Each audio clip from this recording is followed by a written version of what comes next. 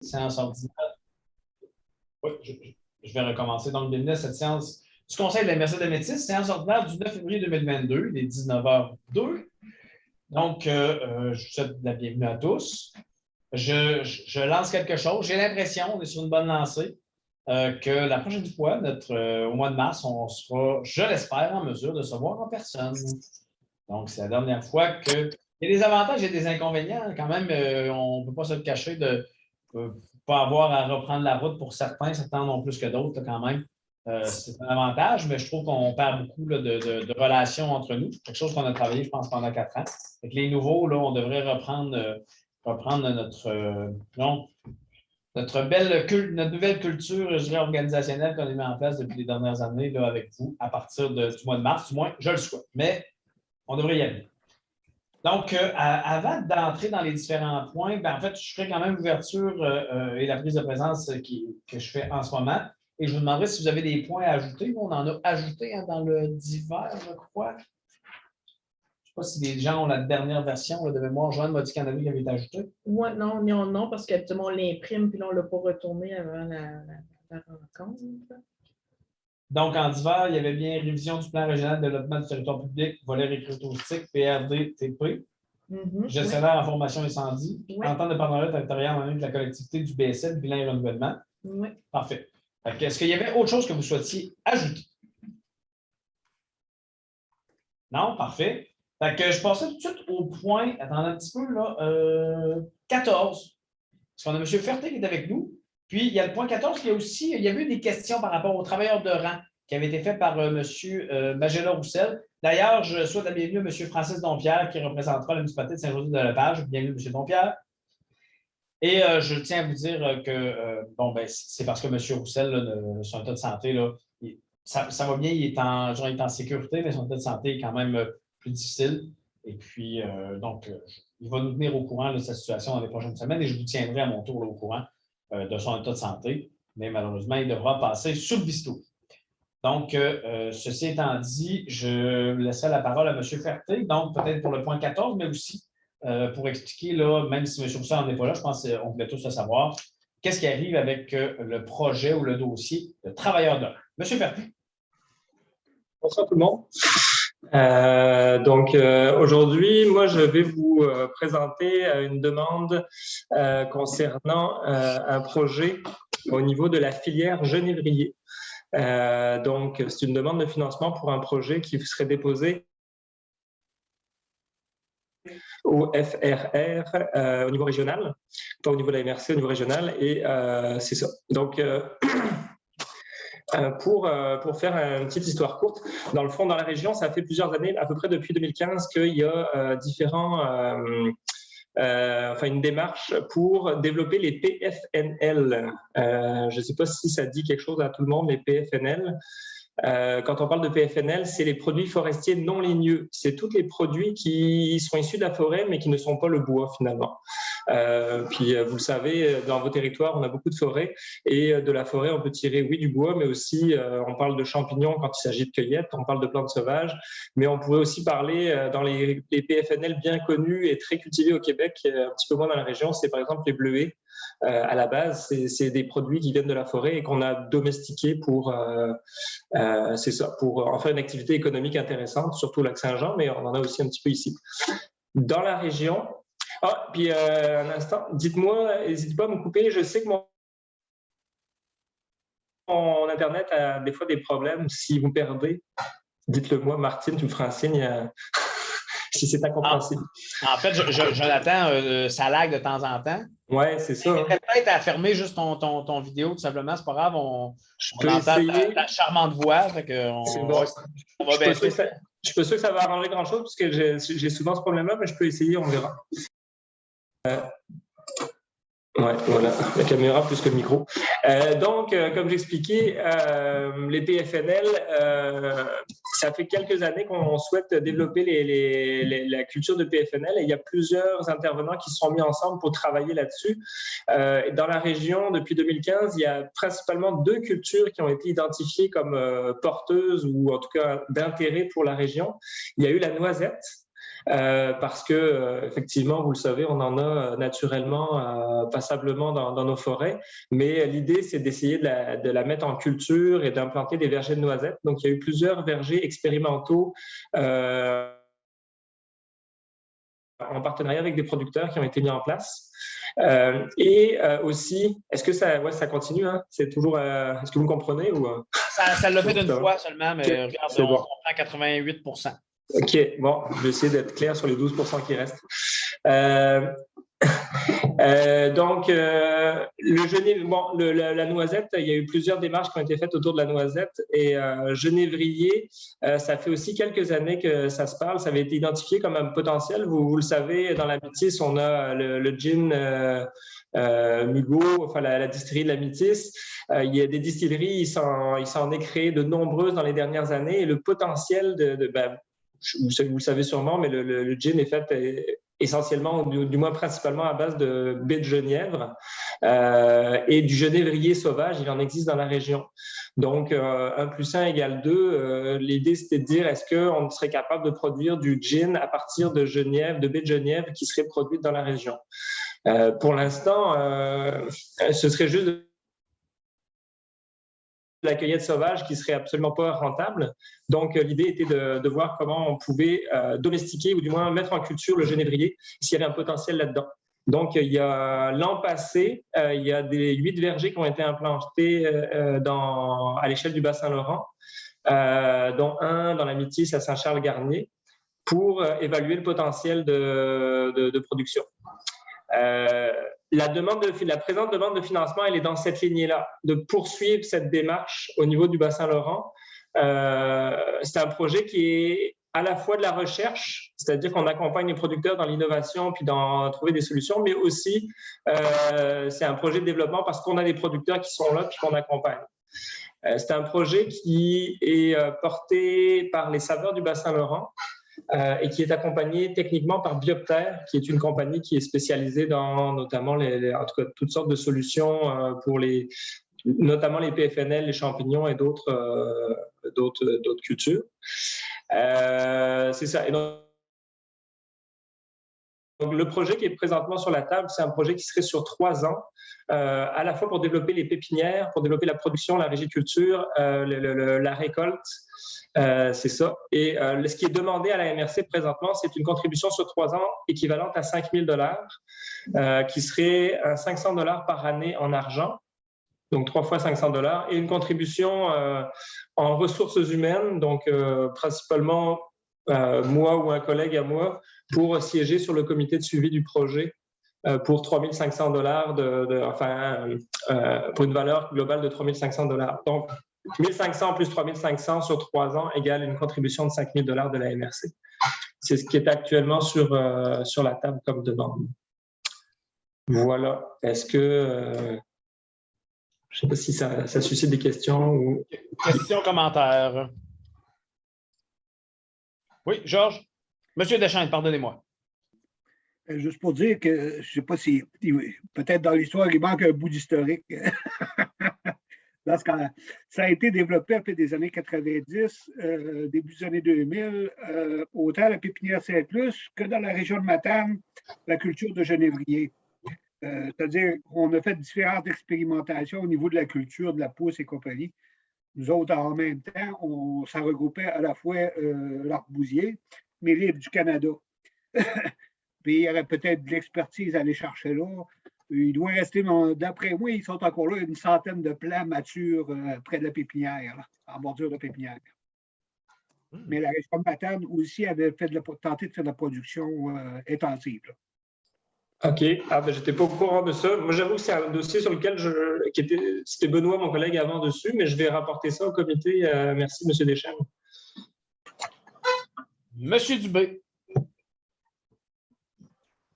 Oui, mais dans le fond, je trouve ça bien comme projet. Je voulais savoir si ça va être en partenariat avec la planification de développement du genévrier, du MAPAC, parce que j'ai fouillé un peu et j'ai trouvé qu'il y avait un programme de subvention pour faire une planification de développement de leur côté. Mais En fait, le MAPAC siège autour de la table du comité, puis à ma connaissance, il n'y avait pas d'autres projets régionaux en lien avec le développement du genévrier. Et le MAPAC est sur la table. Donc, selon moi, c'est la même chose, mais je ne sais pas exactement de quel programme vous parlez, fait que je ne sais pas exactement si c'est la même chose, mais le MAPAC est autour de la table. OK. Il dit que c'est la CPFNL, l'Association pour la commercialisation des produits forestiers. OK, mais donc ça doit être le MAPAC provincial.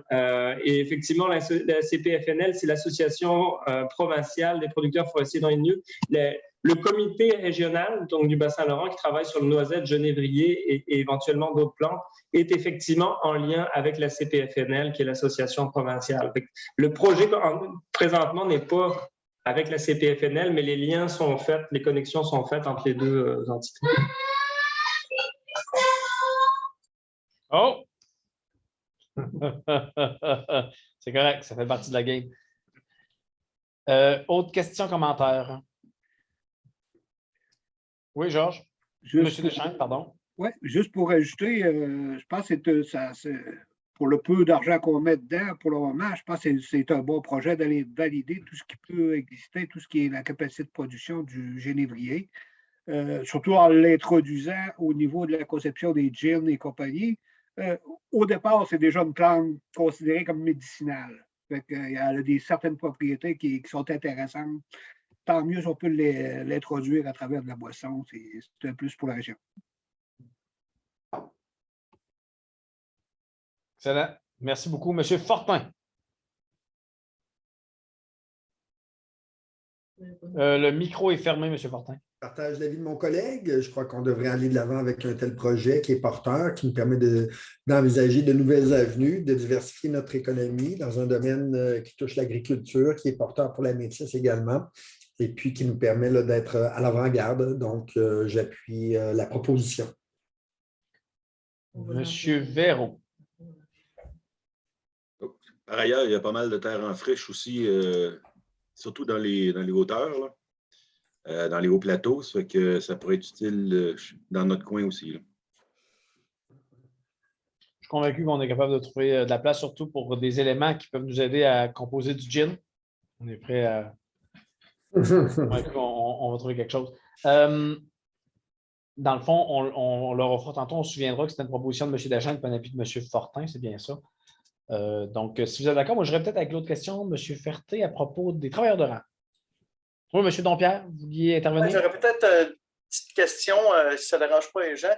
Comme je remplace Magella, je ne connais pas beaucoup de monde. Je ne sais pas quelle municipalité il représente. Il y en a juste quelques-uns qui ont mis la municipalité. S'ils pourraient le mettre au bout, ça serait... Oui. Il faut juste aller sur notre propre image, les 3 petits points qu'on peut ajouter à notre nom. En tout cas, si ça ne dérange pas. Là. Ben non, pourquoi pas, hein? On prend 30 secondes, puis on fait ça pendant que... Entre vous, vous devez tous vous connaître, j'imagine. On commence. Parfait, pendant que les gens font ça tranquillement. Moi, je reviens à M. Ferté. En fait, la question était quel est le bilan du travail de rang? On en est où? C'est qu'on se projette où? Qu'est-ce qui arrive, en fait? Là? Bon, et puis en espérant que mon garçon qui passe sa douche à côté aura pas besoin de ça à ce moment-là. On trouve ça juste drôle. On est enregistré en plus. Bon. Travailleurs de rang, dans le fond, c'est un projet qui est sur la table depuis plusieurs années.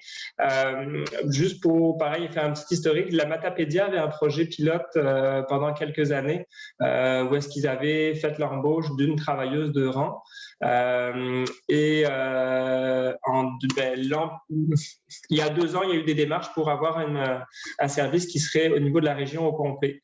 C'était un projet qui était porté par la Fédération régionale de l'UPA en partenariat avec ACFA, qui est un organisme qui s'appelle Au cœur des familles agricoles, qui est un organisme qui est provincial, lui, et qui a eu le mandat par le MAPAC de développer le service de travailleurs de rang à l'échelle du territoire. Donc, dans la région, il y a eu 2 travailleuses de rang qui ont été embauchées en juillet, en tout cas à l'été 2020, si je ne me trompe pas. avec la pandémie, je n'en sais plus trop, mais oui, je pense que c'était à l'été 2020. Donc, c'est sûr qu'ils sont arrivés en pleine pandémie. Le rôle d'une travailleuse de rang, c'est de donner un support psychologique, de l'accompagnement et du référencement. Plus que de l'intervention, c'est plus de l'accompagnement et du référencement auprès de producteurs agricoles qui sont une clientèle qui ne seront pas toujours les premiers à aller dans les services traditionnels qui existent au niveau du CI3S, par exemple. Donc, la MRC actuellement, elle finance à hauteur de 2 000 $ par année sur 3 ans. Enfin, l'entente est pour l'instant sur 3 ans. Ce projet-là, l'ensemble des MRC du Bas-Saint-Laurent finance aussi de ce service, en plus du MAPAC et d'autres partenaires, et de l'UPA, évidemment. Comment ça se passe? Moi, des échos que j'ai, ça se passe bien. C'est sûr, comme je disais, elle est arrivée en pleine pandémie, donc c'est un défi aussi de se faire connaître. Et elle couvre 4 MRC, Métis, Matane, Matapédia et Rimouski-Neigette. Donc, c'est sûr que ce n'est pas une ressource de proximité qui va se promener dans chaque rang. Vous ne la verrez pas chez vous en train de se promener, mais elle est présente, elle est référencée, elle fait des interventions. J'ai ici quelques statistiques que je peux vous partager. Les interventions, c'est essentiellement des hommes pour 60%. On peut s'en douter en fonction du profil de la production. Principalement des productions laitières, mais aussi bovines, ovines, ce qui représente aussi quand même nos producteurs. Sinon, dans ce qui peut être intéressant, principaux motifs de recours, c'est souvent soit des conflits familiaux, de l'anxiété, du stress, des conflits parents-relève, remise en question professionnelle. Il y a beaucoup de sujets de stress et d'anxiété d'une manière générale dans la société, mais ça se retrouve aussi beaucoup dans la population agricole. L'isolement en est pour beaucoup. C'est ça. Puis j'avais une statistique que je vais vous donner, le nombre d'interventions. Il y a eu 112 nouveaux clients au Bas-Saint-Laurent. On n'est pas juste dans la Métis, là. J'ai juste des statistiques valenciennes. Il y a eu 112 nouveaux clients et 530 interventions qui ont été faites dans la dernière année. Fait que ça veut dire que le besoin, selon moi, il est là, il est présent. C'est pas les carnets de commandes, mais la demande est là actuellement. Fait que c'est ce que je peux vous dire. Moi, c'est sûr que j'ai rencontré une fois ou deux la travailleuse de rang. Je la vois pas tous les jours, mais elle est présente dans le milieu. C'est ce que je peux vous dire actuellement.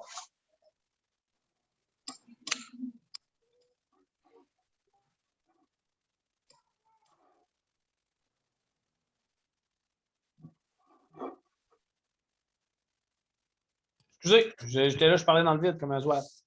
Monsieur Véro. Jonathan, excuse-moi, est-ce qu'on a son nom et comment la contacter? Pardon. Elle s'appelle Sabrina Beaulieu. D'ailleurs, on a la chance, elle habite dans la Métis, mais c'est un hasard un petit peu. Elle aurait pu habiter dans une des autres MRC. Moi, je peux vous transférer son contact. J'ai ses coordonnées courriel. Je ne sais pas comment je peux retransférer ça, mais effectivement, c'est... Jonathan, envoie-moi-le, puis je vais le transférer aux élus. OK. Excellent. J'avais M. Rioux, c'était pour la même question, j'ai présumé. Hein? Oui, c'était un peu la même question. Des fois, je me questionne, je ne sais pas si c'est le bon. Est-ce que les agriculteurs ou les personnes qui sont en besoin, qui sont en besoin de recours ou en tout cas d'aide, est-ce que la promotion, en tout cas, est-ce que l'information est bien diffusée là, parmi la région, en tout cas de notre MRC encore? C'est sûr que c'est comme je disais, ça a été un défi. Ces gens-là, ils se font connaître de différentes manières. Puis c'est sûr que avant la COVID, l'idée c'était de participer à des salons, à des événements où est-ce que ça rassemble les producteurs agricoles pour qu'elles se fassent connaître. L'important c'est d'être connus. Je pense qu'ils ont utilisé d'autres méthodes. L'UPA a fait de la promotion. Ils sont en contact, ils ont les contacts de tous les producteurs agricoles. Fait qu'il y a eu de la promotion qui s'est faite comme ça. Mais je suis pas dans le comité qui fait le suivi de la mise en œuvre, donc je n'ai pas exactement les informations sur comment ça a été fait, mais oui, ça s'est fait dans le milieu. Après, est-ce que tout le monde connaît? Je ne garantirai pas que tous les producteurs agricoles le connaissent. C'est un travail de tous les jours de faire connaître ce genre de service-là. Puis peut-être juste en complément, je me demandais si le terme travailleur de rang ou travailleuse de rang, c'est peut-être à revoir, là. Ça a été un long, je ne m'étendrai pas là-dessus, mais c'était un long débat parce qu'il y a les travailleurs de rue, effectivement, puis ça a suscité un débat. Mais actuellement, dans le milieu agricole, c'est le nom qui est le plus, qui commence à être très connu dans le milieu agricole. Ouais. C'est parce que c'est un projet qui date peut-être une dizaine d'années, comme tu le mentionnais, dans la Matapédia, puis ils ont appelé ça travailleurs de rang. C'est resté un peu un adage. C'est piloté principalement par l'UPA. C'est sûr qu'eux, ils ont leur réseau. Je pense qu'il y a toujours moyen d'améliorer la communication, surtout avec les agriculteurs. Mais de mémoire, là, c'était un de leurs projets chouchous là, il y a quelques années quand ils nous ont approchés. Ils se sont assurés que les gens, je crois, sont au courant, malgré qu'il y a toujours place à l'amélioration. Ça vous allez, M. Rio? Excellent. Fait que M. Deschênes, ensuite M. Véraud. Juste pour ajouter, c'est sûr qu'il y a beaucoup de pression sur les agriculteurs aujourd'hui. C'est un stress constant de suivre de près la technologie. Aussi, au niveau financier, c'est de plus en plus de gros investissements. Je pense que c'est une chose essentielle à mener de supporter psychologiquement. On a trop vu des gens partir malheureusement trop vite par découragement. Puis je pense qu'à un moment donné, c'est très important. Si vous voyez à un moment donné passer des images Facebook avec des agriculteurs dansant dans les allées d'étable, ça vient un peu de ce mouvement-là, mais c'est un Montérégie. Là. Ça a été développé à ce coin-là. Excellent. Merci, M. Deschênes. M. Véraud. C'est un projet pilote qui avait été développé dans la Matapédia avec les sous d'Emploi Québec il y a 11 ans. 10 ou 11 ans, et ça s'est répandu par la suite dans l'Outaouais et en Montérégie. Mais à l'époque, c'était un travailleur de rang par MRC. Le nombre d'interventions, en tout cas, moi, que j'avais des rapports parce que j'étais sur le comité à ce moment-là, le nombre d'interventions était beaucoup plus grand et on a vraiment senti que les besoins étaient beaucoup plus grands aussi. Alors, si on fait 500 interventions auprès de 150 ou à peu près cultivateurs, ben, il y a de la place pour d'autres. Excellent. Merci, M. Véraud. Ça vous irait pour ce point-là? Excellent. Je vous remercie, M. Ferté. Je vous souhaite une belle fin de soirée avec vos enfants. Oui, merci. Nous accueillons maintenant Mme Filion. On va aller tout de suite pour parler de Mme Filion. Elle aussi de vaquer à ses occupations ce soir. On va se rendre au point EC. Oui? Jimmy qui a partagé. Oui, si les gens qui veulent les coordonnées de Mme Beaulieu, M. Valcourt les a si gentiment partagées dans le chat. Donc, on vous invite à y aller pour les coordonnées. Sur ce, nous passons la parole à Mme Filion, qui va nous entretenir du point entente de partenariat territorial en lien avec la collectivité du BSL, bilan et renouvellement. C'est bien ça, Mme Filion? Oui. Qu'on m'a surtout demandé de présenter, c'était en quoi consistait l'entente de développement. Donc, l'entente existe depuis 2005. C'est la première entente qui a eu lieu au Québec. Cette entente-là avait été attachée entre le CALQ, c'est-à-dire le Conseil des arts et des lettres du Québec, et la CRE. Quand la CRE a été fermée par le gouvernement, on voulait maintenir cette entente-là sur le territoire. Fait que ce qui a été décidé, entre autres à la table des préfets et travailler sur le territoire, c'est l'entente territoriale. Donc, il y a 8 MRC du territoire qui ont signé, qui ont embarqué dans le projet. Ça, c'était en 2017, avec 4 municipalités. Matane, La Pocatière, Rimouski et Montjoly, bien entendu. Donc, depuis 2005, il y a eu 400 projets réalisés dans le Bas-Saint-Laurent. Il y a 5 volets qui découlent, qui financent des projets. Le premier, c'est le soutien aux artistes et aux écrivains professionnels. Ensuite de ça, c'est le soutien aux organismes professionnels. Il y a aussi le soutien à la mobilité des artistes, le soutien à l'accueil en résidence et la coproduction. Et finalement, le soutien à la professionnalisation et à l'accompagnement. Pour mettre en place, j'en ai parlé un peu tantôt, là, mais pour mettre en place une entente comme ça prend des partenaires, donc les 8 MRC, 4 villes. Il y a le CALC, Conseil des arts et des lettres, qui sont partenaires financiers, c'est-à-dire que pour chaque dollar mis par le milieu municipal, le CALC met $1 de son côté.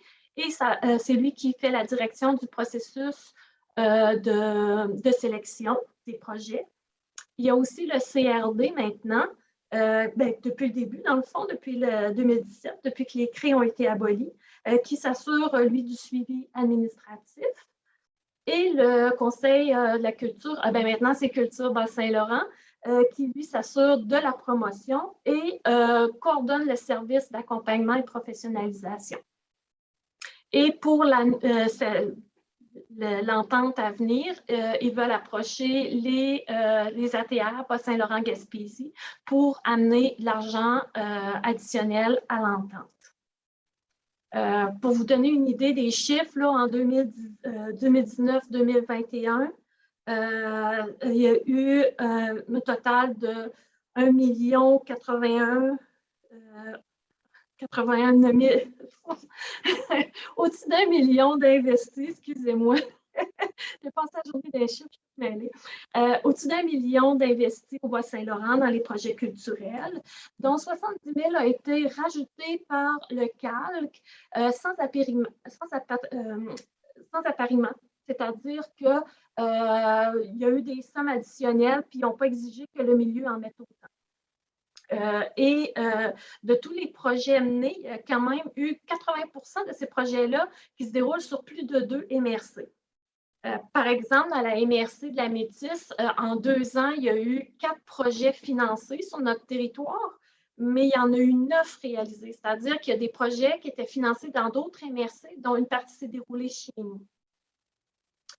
Dans l'argent qu'on met, nous, à la MRC, ce qui est intéressant de cette entente-là, puis qu'on a négocié dès le départ, c'est-à-dire que quand la MRC met des sous, on voulait s'assurer que ces sous-là reviennent sur notre territoire et n'aillent pas financer des projets de d'autres territoires. Donc, tout ce qu'on met de la MRC s'en va sur le territoire de la Métis. L'équivalent mis par le CALC est donné à des artistes parce que nous, l'argent sert pour les organismes, mais le CALC, lui, finance la partie artiste. Les projets artistes sont au Béritant, mais quand on regarde le total de tous les projets depuis le début, on n'est pas perdant non plus. Nos artistes ont eu leur juste part de la participation. Donc, on a pratiquement eu l'équivalent de ce qu'on a mis pour nos organisations. Je ne sais pas si je suis claire dans la façon de l'expliquer, mais la partie du CALC, elle, est venue à des artistes de la Métis aussi pour à peu près l'équivalent. Donc, dans le fond, si je comprends bien, on a eu pas mal le double de ce qu'on a investi. Oui, c'est ça. Parfait.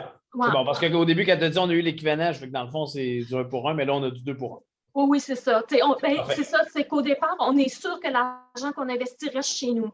Ça, c'est en partant, c'est ça. Puis que l'argent du CALC, du CALC, on s'est aperçu qu'on arrivait aussi à tirer notre épingle du jeu sur l'ensemble du territoire. Parce qu'au départ, ce qu'on avait peur, c'est que Rimouski, c'est une belle fourmilière, là, artiste et tout ça. On avait peur de perdre un peu de sous, mais finalement, on réussit vraiment à aller chercher notre part d'argent dans tout ça. Pour 22-25, ce qui s'en vient, donc ce qui est demandé, c'est 45 000 sur 3 ans, 15 000 par année, qui est déjà budgété, ce que vous avez déjà discuté là, dans les budgets à l'automne dernier. Donc, il y a 11 400 qui va aller à des projets et 3 600 en accompagnement par année. 11 400 et 3 600, c'est par année qui va aller en accompagnement du niveau. Ça donne, je ne sais pas si j'ai été assez claire, oui, et assez concise. Je sais que vous avez une bonne soirée. Un heureux mélange des deux, je pense. Question, commentaire. Au moins une, s'il vous plaît. Hein? Non? J'avais plein de merci. réponses. Oui, c'est ça. Bon, ben, donnez une réponse au hasard choisie. Bon, M. Rioux, merci de sauver l'honneur des maires et mairesses de Métis. Une question. Allons-y avec par exemple, pour ces années-là, je ne l'ai pas vu en tout cas, mais vous l'avez peut-être nommé, là, l'exemple de type de projet que vous allez prôner. Nous, on ne fait pas partie du comité de sélection, ça, il faut le dire. C'est au niveau du CAL que ça se décide et tout ça.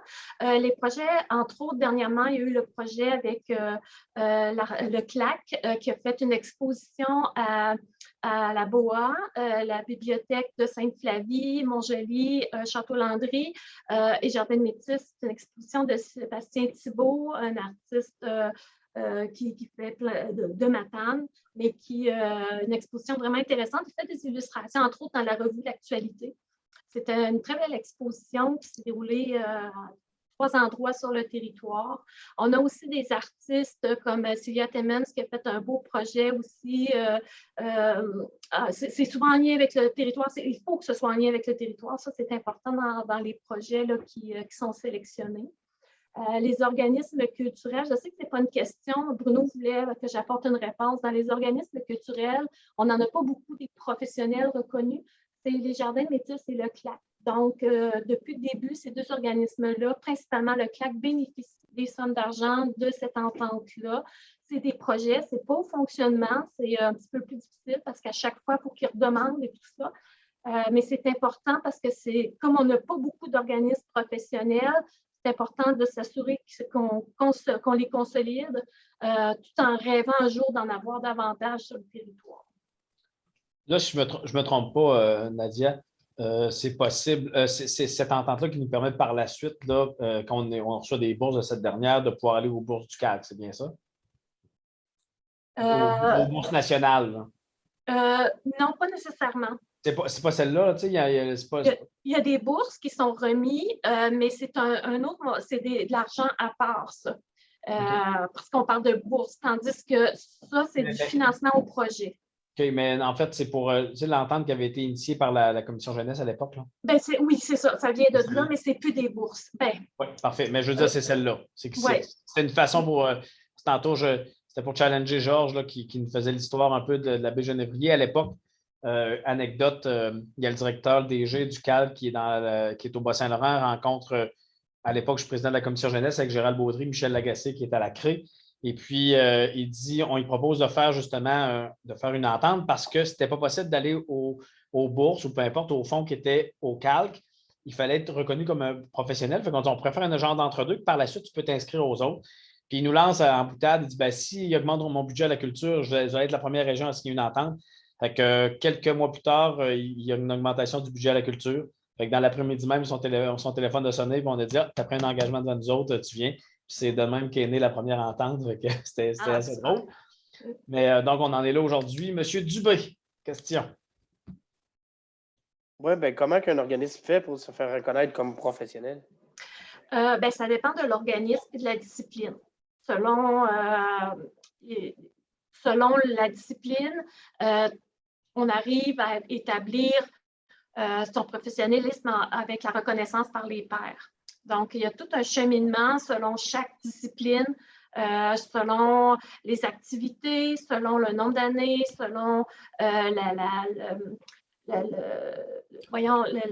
le mandat, est-ce qu'il est annuel, saisonnier, des choses comme ça. Donc, il y a des choses qui font en sorte qu'on arrive à, comme par exemple les Jardins de Métis, c'est selon la muséologie, selon une entente, c'est une reconnaissance dernièrement qui vient d'être retravaillée. D'ailleurs, il faut faire une demande à toutes les X pour avoir cette reconnaissance-là. Quand on parle des arts de la scène, des arts littéraires, peu importe, chacun a leur propre démarche pour aboutir à une reconnaissance professionnelle. La même chose pour les artistes d'ailleurs, où la loi pour les artistes définit comment finir par avoir une reconnaissance professionnelle. La qualité n'est pas remise en cause, que ce soit une activité amatrice ou une activité professionnelle. C'est juste qu'il y a une démarche professionnelle, une reconnaissance par les pairs ou une activité. Par exemple, un artiste en art visuel doit avoir exposé dans un lieu reconnu, comme un musée, une salle d'exposition qui est reconnue par le ministère. Fait que là, à ce moment-là, on arrive avec 2 entités qui sont reconnues professionnelles, qui arrivent à atteindre leur niveau de professionnalisation. Et c'est pour ça, entre autres, que cette entente-là, il y a un travail de soutien à la professionnalisation qui est vraiment importante, autant pour nos artistes que pour nos organismes. Merci. Excellent. Merci beaucoup. Est-ce qu'il y avait d'autres questions, d'autres commentaires? Ça vous va? Fait que nous vous remercions, Mme Fillion. Je vous souhaite une bonne fin de soirée. Ça fait plaisir. Bonsoir. Donc, on revient au point 2, adoption de l'ordre du jour. On a eu les explications. Donc, vous l'avez vu, lu. Est-ce que j'ai quelqu'un qui propose l'adoption de l'ordre du jour? Jean-Pierre. M. Pelletier, je n'ai plus de Mme Banville. En 3 procès-verbal de la séance ordinaire du mercredi 19 janvier 2022, est-ce que, à la lecture du procès-verbal, est-ce que ça représente bien les discussions que nous avons eues? Est-ce qu'il y a des coquilles? Et si ce n'est pas le cas, ça représente l'essence des discussions que nous avons eues, j'aurai besoin d'une proposition. Proposition de M. Véro en appui de M. Larrivé. En suivi, Judith, Martine, là, je ne sais plus trop, mais oui. Je ne sais pas si c'est Martine ou si c'est Judith, parce que là, on est dans l'entre-deux. En fait, je vais le mettre à l'écran, puis on va le dérouler, puis Bruno... Merveilleux. On va y aller comme ça, on va le faire ensemble. Ben oui, c'est parfait. OK, parfait. Juste m'assurer que vous confirmez-moi que vous voyez bien. Oui, ça s'en vient. Parfait. C'est bon? Oui. Oui, c'est bon.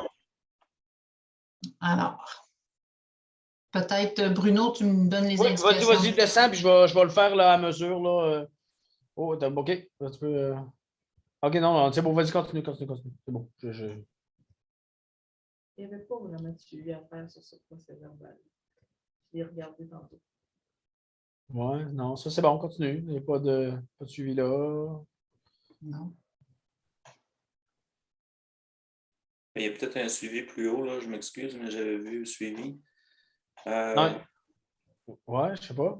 Peut-être un peu plus haut, là, oui.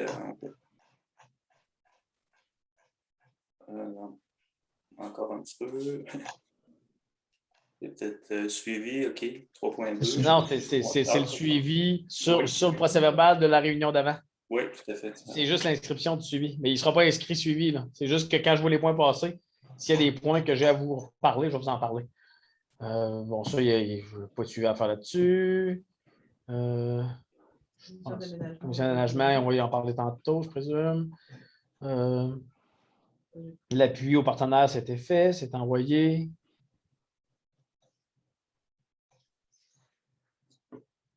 Je pense qu'il y a certaines municipalités qui n'avaient pas encore envoyé, mais ça va faire un rappel. Oui, stop. Juste dire ça, on va en parler tantôt, mais juste faire un rappel pour ceux qui n'ont pas fait leur appui. Là, on parlait là, de l'appui au niveau de la forêt privée, là, un peu plus haut. Là. On vous le rappelle. Ça a été fait hier. Merveilleux. Oui, nous aussi, c'était fait hier. Merveilleux. Au niveau du transport collectif, du transport, on va en reparler tout à C'est l'heure. ça, c'est pour ça qu'il n'y a pas de suivi. Là.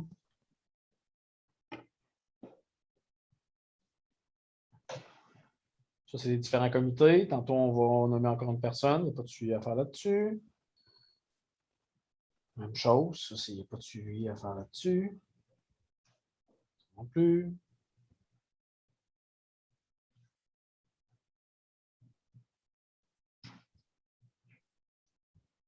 On va en parler aussi tantôt. Ça aussi.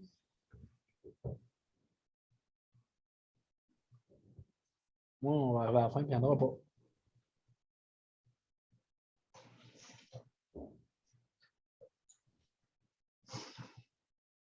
Excellent. Jolien. C'est bon. Merveilleux. Voilà. Les autres, on en a quelques-uns, mais qu'on va faire dans la rencontre en tant que telle. Donc, on s'est rendu maintenant à aménagement et mise en valeur du territoire, règlement règle 346-2022, Constitution, Commission d'aménagement, COMA, vous vous rappelez, que la commodité, mais en fait, il fallait s'assurer d'avoir un règlement qui assure sa constitution. Donc, c'est le règlement en question. Ça va me prendre un avis de motion aujourd'hui et puis le dépôt par la suite va être fait pour qu'il soit adopté. C'est une proposition de M. Fortin pour l'avis de motion. Merci. Donc, en 4.2, c'est le dépôt du règlement qui est maintenant officiellement fait. Voilà. Donc, nous l'adopterons le mois prochain. En 5 redevances aux municipalités pour le bois récolté sur les terres publiques intramunicipales suivies. Dans le fond, c'était seulement c'est un dépôt. Juste une question, vous l'entendez bien, Judith? Oui, super.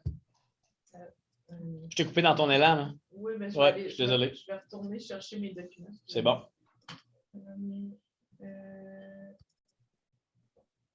Il y a 2 municipalités. C'est seulement un point d'information.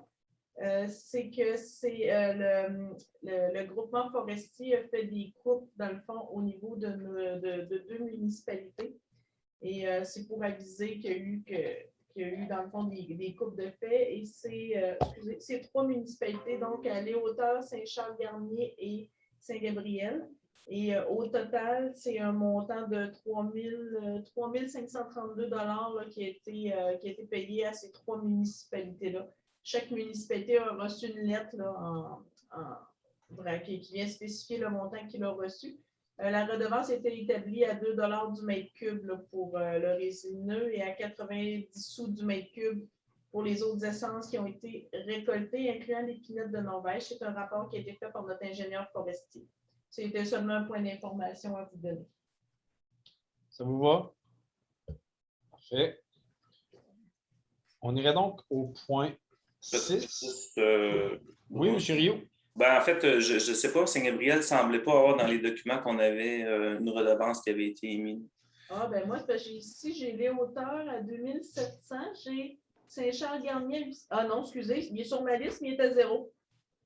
Oui, c'est ça. Désolé, je n'avais pas vu son nom. Ils ont juste ramassé des brindilles en passant. Non, c'est ça. Dans le fond, c'est qu'il n'aurait pas dû être inscrit. Je ne sais pas pourquoi qu'il y avait un tableau pour cette municipalité-là. Point 6, direction générale. On va en parler, vous comprendrez. Oui, s'il vous plaît. On va en parler, mais je vous avoue que vous comprendrez que je ne rentrerai pas dans les mêmes détails qu'en séance de travail, considérant la nature privée de certains éléments. Je vais quand même vous refaire le topo. Donc, comme vous le savez tous, depuis le mois d'avril 2021, M. Moreau est en arrêt maladie, est en absence, pardon. Et puis, son retour, nous devrions, d'ici une semaine ou 2, avoir une idée plus juste de son retour, malgré qu'il semble avoir quelque chose, en fait, visiblement, ça semble être repoussé un peu de quelques semaines. Notre directeur général adjoint qui avait pris l'intérim, lui aussi s'était absenté à l'automne, a démissionné au mois de janvier, ce qui fait en sorte que nous nous retrouvons dans une situation précaire. Ce qui était proposé, c'était, pour nous donner un coup de main, il y avait M. Martin Normand qui faisait déjà quelques heures, mais la recommandation à la fois de la direction générale par intérim, c'est-à-dire Judith, pour sa santé mentale principalement. C'est surtout la charge de travail oui. Au niveau des dossiers financiers. Là, je suis dans la période de pointe, donc je n'ai pas le temps de faire vraiment de direction générale. Donc, la recommandation à la fois de la direction générale, la mienne ainsi que le CA, c'était de nommer M. Martin Normand au poste de directeur général par intérim jusqu'au retour de M. Moreau. Puis à ce moment-là, nous réévaluerons la situation tout dépendant de ce que M. Moreau sera en mesure de nous donner. Donc, je pense que ça fait le tour de l'essentiel du dossier. Si vous avez des questions ou commentaires, c'est le moment. Je vais essayer d'y répondre dans la mesure de ce que j'ai le droit de répondre. Moi, je peux peut-être juste, Bruno, si tu me permets, juste vous faire on va tout rattacher ça là, pour vous faire une image avec la nomination de M. Normand. Si on revient à la base, là, donc on va avoir M. Martin Normand qui va être le directeur général par intérim. Il va être à temps plein. Moi, dans le fond, la nomination, ça va être la directrice générale adjointe par intérim, puisque présentement, on n'a comme pas de personne qui est à la direction générale intérim et ça nous prend quelqu'un aussi. Donc, vous me renommez directrice générale adjointe intérim, plus administration finance, qui est déjà mon mandat normal. Donc, Mme Martine Caron redevient la directrice du développement et donc, elle ne gardera pas le poste de directrice générale adjointe qu'on lui avait assigné le temps où moi, j'étais devenue par intérim la directrice. Puis, M. Cédric Charret, dans le fond, est le directeur de l'aménagement. Donc là, on a comme 4 personnes qui sont à temps plein au niveau de la direction. Là. C'est juste pour remettre chacun à votre place parce qu'on s'est tellement promené que là, le vrai résumé, c'est l'image là, ce soir, c'est l'image qu'on a là. On a une direction générale intérim à temps plein. Puis, dans le fond, là, c'est comme la fonction de DGA que je fais à temps partiel, mais que je vais être vraiment plus finance là, pour au moins les surtout compte tenu du temps de l'année. Exactement, à cause des dans le fond, juste vous rappeler qu'on a 9 états financiers, la MRC, à déposer là, d'ici les prochaines semaines. Questions, commentaires? Sinon, je vais avoir besoin d'une proposition. Ça. M. Véraud, ne plus de Mme Michaud. J'avais demandé à M. Normand d'être présent ce soir. Il a quitté le temps de l'éventuelle discussion. J'avais demandé de nous faire peut-être de prendre 2 minutes pour nous donner son enlignement. Je pensais que c'était important qu'on partage ça. C'est quoi sa vision là, du rôle qu'il va jouer pendant les prochains mois? Et puis, comment est-ce qu'il voit ça, le lien aussi avec les directions générales des municipalités? Fait que je vais le faire rentrer à nouveau. Et puis, si vous le permettez, je vais lui laisser ma place parce que là, il s'est mis sa grosse caméra. Ben ouais, c'est parce qu'on ne le voit pas. C'est ça, fait que je vais lui laisser ma place pour qu'il puisse. Puis ça, je reprendrai de. Ça vous va? Oui. Parfait. En tout cas, moi, si je peux me permettre, là, je suis enchantée. Ça travaille très, très, très bien avec M. Normand. Par contre, si je n'avais pas eu Martine, le temps de l'absence, j'aurais pas suffi à la tâche. Là. Donc, il y a eu un beau travail d'équipe de fait, là, malgré qu'on n'était pas beaucoup. Je vous dirais, c'est ce qui nous a permis de quand même d'avancer malgré les circonstances. Mais je voudrais que l'arrivée à temps plein de M. Normand, là, c'est très, très, très apprécié. Bravo à toute l'équipe d'avoir gardé le phare. Bonsoir à tous. Regarde là. Ah, il t'entend. OK, c'est beau. Il t'entend, il regarde là. Si on le voit. OK, c'est beau. Bon, je vais regarder l'autre caméra. Bon, premièrement, merci de votre confiance. M'ont fait offert cette opportunité. Puis, je suis vraiment heureux de faire partie de votre équipe. Pour ceux qui ne me connaissent pas, vite fait comme ça, je suis né à Saint-Angèle. J'ai fait mon secondaire à Montjoly. Ma conjointe vient de Saint-Donat. Je me suis installé à Saint-Luce en 2005. J'ai travaillé 12 ans comme DG à Saint-Gabriel, 2 ans comme DG à Presse. Donc, je suis un mythicien dans l'âme et j'ai à cœur la métisse. C'est un honneur, en fait, de faire partie de votre équipe et de contribuer aussi à l'essor de la métisse. En ce qui a trait au poste, je vais vous dire un petit peu la façon dont moi je travaille. Je travaille en équipe, j'aime ça la collaboration de tout le monde. La rigueur, moi, c'est important pour moi. Établir des structures, surtout des méthodes de travail, la procédure, des suivis. Ça, je veux essayer d'implanter ça dans mon mandat.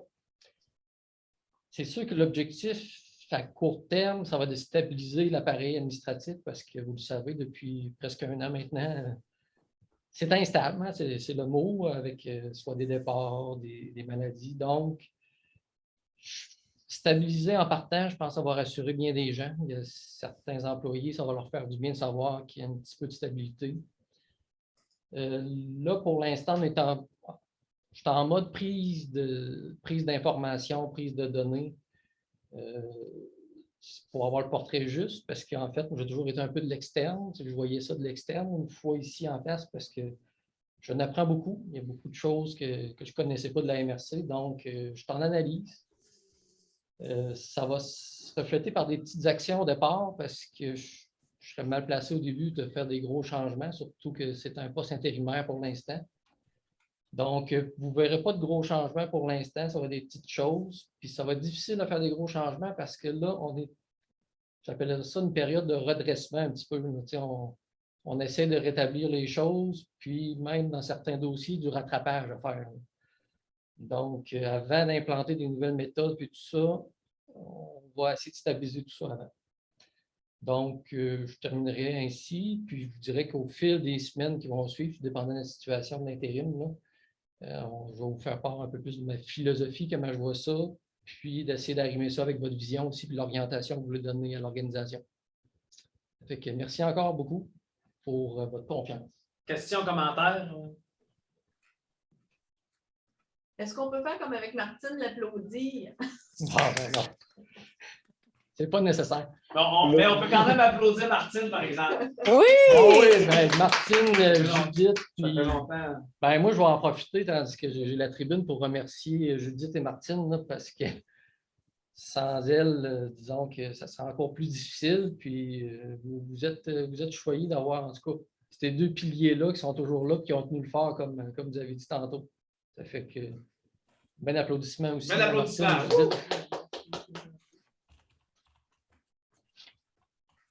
Donc, au plaisir de se revoir. Peut-être en présentiel le mois prochain. Oui, ça devrait être ça. Bonne soirée. Plaisir. Oui. Donc, je vais maintenant au point TAC de la Métis. 7 points, subvention de transport collectif 2021. Pardon. C'est... Oui, dans le fond, c'est que vous savez que le MDQ n'est jamais vraiment d'avance. Là, l'année financière était terminée. Comme il n'y avait pas encore accordé les soutiens financiers de 2021, quand on a parlé à la personne responsable de notre dossier au niveau du MTQ, ils nous ont dit, si vous voulez repasser votre résolution avec le montant exact que vous allez recevoir, profitez-en parce que dans le fond, c'est comme le temps. Parce que là, on est capable d'évaluer. Ça nous prenait le nombre de déplacements qu'on avait effectués. On a les vraies dépenses. Donc, maintenant, on sait que pour 2021, ce qui vient d'être statué, c'est que c'est 75 des dépenses en fonction du nombre de déplacements. On a fait 15 235 déplacements. Ce qui fait que, dans le fond, le transport collectif, l'année 2021, on va avoir droit à une subvention de 150 000 $. On ne devrait pas se faire jouer de tour comme le 2020 où ils nous en ont coupé. Mais là, on comprendrait qu'on est en 2022 et qu'on n'a rien reçu. Là, mais bon, c'est le même principe. Donc, je vous inviterai on va faire cette résolution-là. Ils sont déjà au courant que c'est 150 000 qu'on demandait. C'est le maximum qu'on va aller chercher. Hein? Non, pour changer de palier, pour monter. C'est un nombre de mouvements. Il faudrait de atteindre 20 000 déplacements. Donc là, on est à 15 000. On était proche, mais avec la pandémie, on a dû reculer. Par contre, là, au moins, on ne devrait pas avoir de mauvaises surprises et vraiment finir avec 150 000. Donc, j'ai une proposition. M. Dubé, Mme Laflamme. En 7.2, programme de subvention en transport adapté, demande d'aide financière et autorisation, signature des conventions. Même principe, là, pour le transport adapté, c'est le même. On vient de connaître on vient de finir l'année, donc on a les chiffres, ce n'est pas encore audité, mais en fonction de nos résultats, on a pu avoir comme le vrai montant qu'on devrait recevoir. Donc là, on parle de 417 663. C'est un petit peu plus que ce qui avait été mis au budget parce qu'en fonction des résultats, mais un des critères était qu'ils ne peuvent pas nous donner moins que l'année passée. Donc, ce qui fait qu'on pouvait demander 417 663. Donc, c'est ce que je vous propose. Et le même principe, on est encore, c'est fou, là, on est en 2022 puis on passe les résolutions pour 2021. Puis je voudrais que, si je ne me trompe pas, c'est la 3e résolution de demande parce qu'ils ont changé leurs critères. La première fois, on était basé sur la demande, je pense, de 2019. On en a basé une sur 2020. Et là, on est sur les critères de 2021, mais on est rendu en 2022. Mais je vous propose de l'adopter. Là, ça devrait être le montant final qu'on devrait recevoir pour 2021. Et ça va me permettre de fermer les dossiers financiers du transport parce que je n'avais pas les vrais montants non plus pour fermer mes états financiers au niveau du transport. Oh mon Dieu. OK. Est-ce que j'ai une proposition pour ça? Mme Banville et un appui de M. Rioux. Le mois prochain, j'en profite pour vous dire que Madame Maïli, qui est la nouvelle directrice au niveau du transport, va venir vous présenter vous savez, le mois passé, je pense, on a adopté un plan de déplacement. C'est un plan de déplacement, je pense que oui. Plan de transport, sauf qu'elle elle a dû les réviser. Donc, plutôt que vous les faire encore adopter un peu à l'aveuglette, elle vient vous les présenter, les deux plans, le mois prochain. Vous allez pouvoir lui poser des questions aussi. Donc, on trouvait que ça veut. Vous comprendrez que rendu à un mois de différence qui nous donne nos subventions de 2021, rendu qu'on les vote en 2022, on s'est dit que si vous adoptiez le plan, mais que vous preniez le temps de le regarder en mars, ça ne fera pas une grosse différence là, en bout de ligne, mais au moins, là, vous allez avoir les vraies informations et vous allez avoir le vrai portrait au niveau du transport. Donc, elle va vous présenter ça le 2 mars prochain à la séance de travail. Excellent. C'est bon. Merci. En point 8, demande de dons et commandites. Est-ce qu'il y a quelque chose, Martine? Alors, donc, c'est une demande de Cosmos concernant là, un soutien pour le gala de la persévérance scolaire. Je pense d'ailleurs que vous avez reçu aussi des demandes dans chacune des municipalités. Donc, il y en a une qui est acheminée à la MRC. Le montant demandé est de 500 $ là, pour de par notre politique de dons commandites. Là, nous, c'est le maximum qu'on peut donner, 500 $. C'est bon. C'est une proposition de M. Deschênes et puis de M. Valcourt. Rien d'autre? Merveilleux. Donc, on sera au point 9, rapport du préfet. 9.1, Trem BSL. Je vous l'ai fait en séance de travail, je vais quand même la faire rapidement. Au niveau de la Trem BSL, bon, les nouveaux élus ont été accueillis. Et puis, je l'ai dit l'autre jour, mais je leur dis quand même, on est dans la série d'applaudissements. Je vous proposerai d'applaudir M. Soucy, qui a été élu vice-président de la Trem BSL. Donc, bravo, M. Soucy. On voit toute la joie dans votre sourire. Ensuite, moi, j'ai gardé mon rôle là, sur l'exécutif. Les deux autres membres, on n'est pas, parce que c'est un préfet dans l'Est, un préfet dans l'Ouest, un maire dans l'Est, un maire dans l'Ouest. Donc, présidence, Michel Lagacé, vice-présidence, M. Soucy. Moi ainsi que le maire de Trois-Pistoles. Je ne suis plus sûr de l'autre, mais je pense que c'est le maire de Trois-Pistoles, mais je pense que je parle un peu à travers mon chapeau. CRD, non, le dernier pour la Trem BSL, là, entre autres, l'un des derniers dossiers qu'on traitait, là, vous le savez, c'est le dossier des certificats d'autorisation environnementale. Le Bas-Saint-Laurent est l'une des régions où c'est le plus long. Ça prend le plus de temps pour se faire délivrer un certificat. Donc, c'est l'un des dossiers que la Trem pousse. S'il y en a d'autres, n'hésitez pas à nous en faire part, on les amènera au niveau de la Trem. CRD, je vous dirais qu'on est dans la renégociation de l'entente de travail de rue. On se donne une année supplémentaire pour le faire. Il y aura un forum au niveau de tout ce qui est le développement social qui devrait avoir lieu une fois que nous pourrons nous côtoyer physiquement. Donc, ça devrait s'en venir dans les prochains mois. Et il y en a certains regroupements du territoire bas-laurentien qui vont recevoir des invitations. L'objectif, un peu comme celle-là, comme l'entente en bioalimentaire, c'est d'avoir vraiment une entente cadre où est-ce qu'on va aller maximiser l'investissement que le milieu fait pour venir, un peu comme avec le CALC, tantôt on en parlait, d'aller chercher le maximum d'argent des différents leviers et programmes gouvernementaux.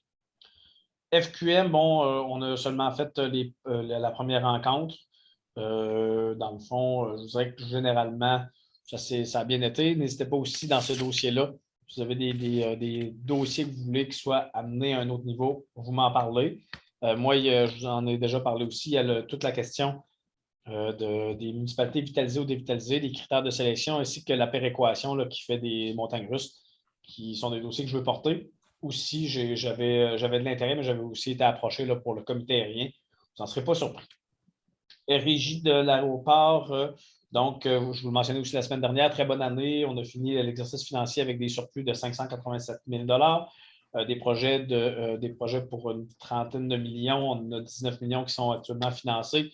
Donc, l'agrandissement de l'aérogare ainsi que la mise aux normes de la piste. L'aérogare, 8 millions, un projet de 11 millions, le financé à 100% pour la piste. Puis, on a eu un financement qui nous a été octroyé là, pour d'autres éléments que nous annoncerons bientôt. Mais on regarde, on attend avec intérêt ce que le ministre Bonnardel va sortir au niveau aérien, voir s'il n'y aurait pas moyen de venir bonifier cet argent-là qui nous a été octroyé par le gouvernement du Québec. Parce qu'on parle d'un montant de 30% d'un projet, mais on voudrait peut-être se rendre à aller chercher un 70% au lieu de que ce soit un règlement d'emprunt. Ça, je vous reviendrai là, quand je serai en mesure d'en parler. Et puis, est-ce qu'il y a autre chose au niveau de l'aéroport? Je pense que non. C'est une très bonne année, je vous le mentionnais, 43 000 passagers, plus de 7 000 mouvements. On est, je pense, le seul aéroport régional au Québec là, qui s'en sort très bien, là, comparativement à d'autres qui traînent de la patte. Donc, ça augure bien là, pour la suite. Monsieur Deschamps.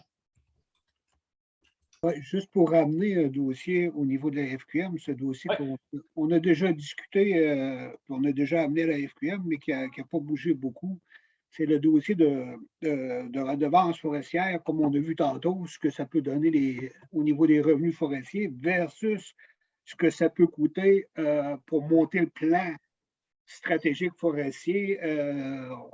C'est peut-être une affaire de 25-30 000 que ça nous coûte par année. Je pense qu'à un moment donné, le ministère, pour des petits projets, comme on a, nous autres, on a plus de TPI dans la région, ce qui fait que c'est dur de les rentabiliser comparativement à la Métapédia. Or, donc, c'est de quoi qu'on pourrait pousser à la FQM de dire il faut faire de quoi, là, ça n'a plus d'allure d'avoir si peu de redevances, puis pour le prix que ça nous coûte. C'est sûr qu'il faut, pour ceux-là qui seront moins au courant du dossier, il y a une partie emploi qui est importante, qui est là, puis qu'on tient. Mais ça ne serait pas de cette partie emploi-là, on serait pardon carrément comme MRC à prendre ça sur notre charge. C'est juste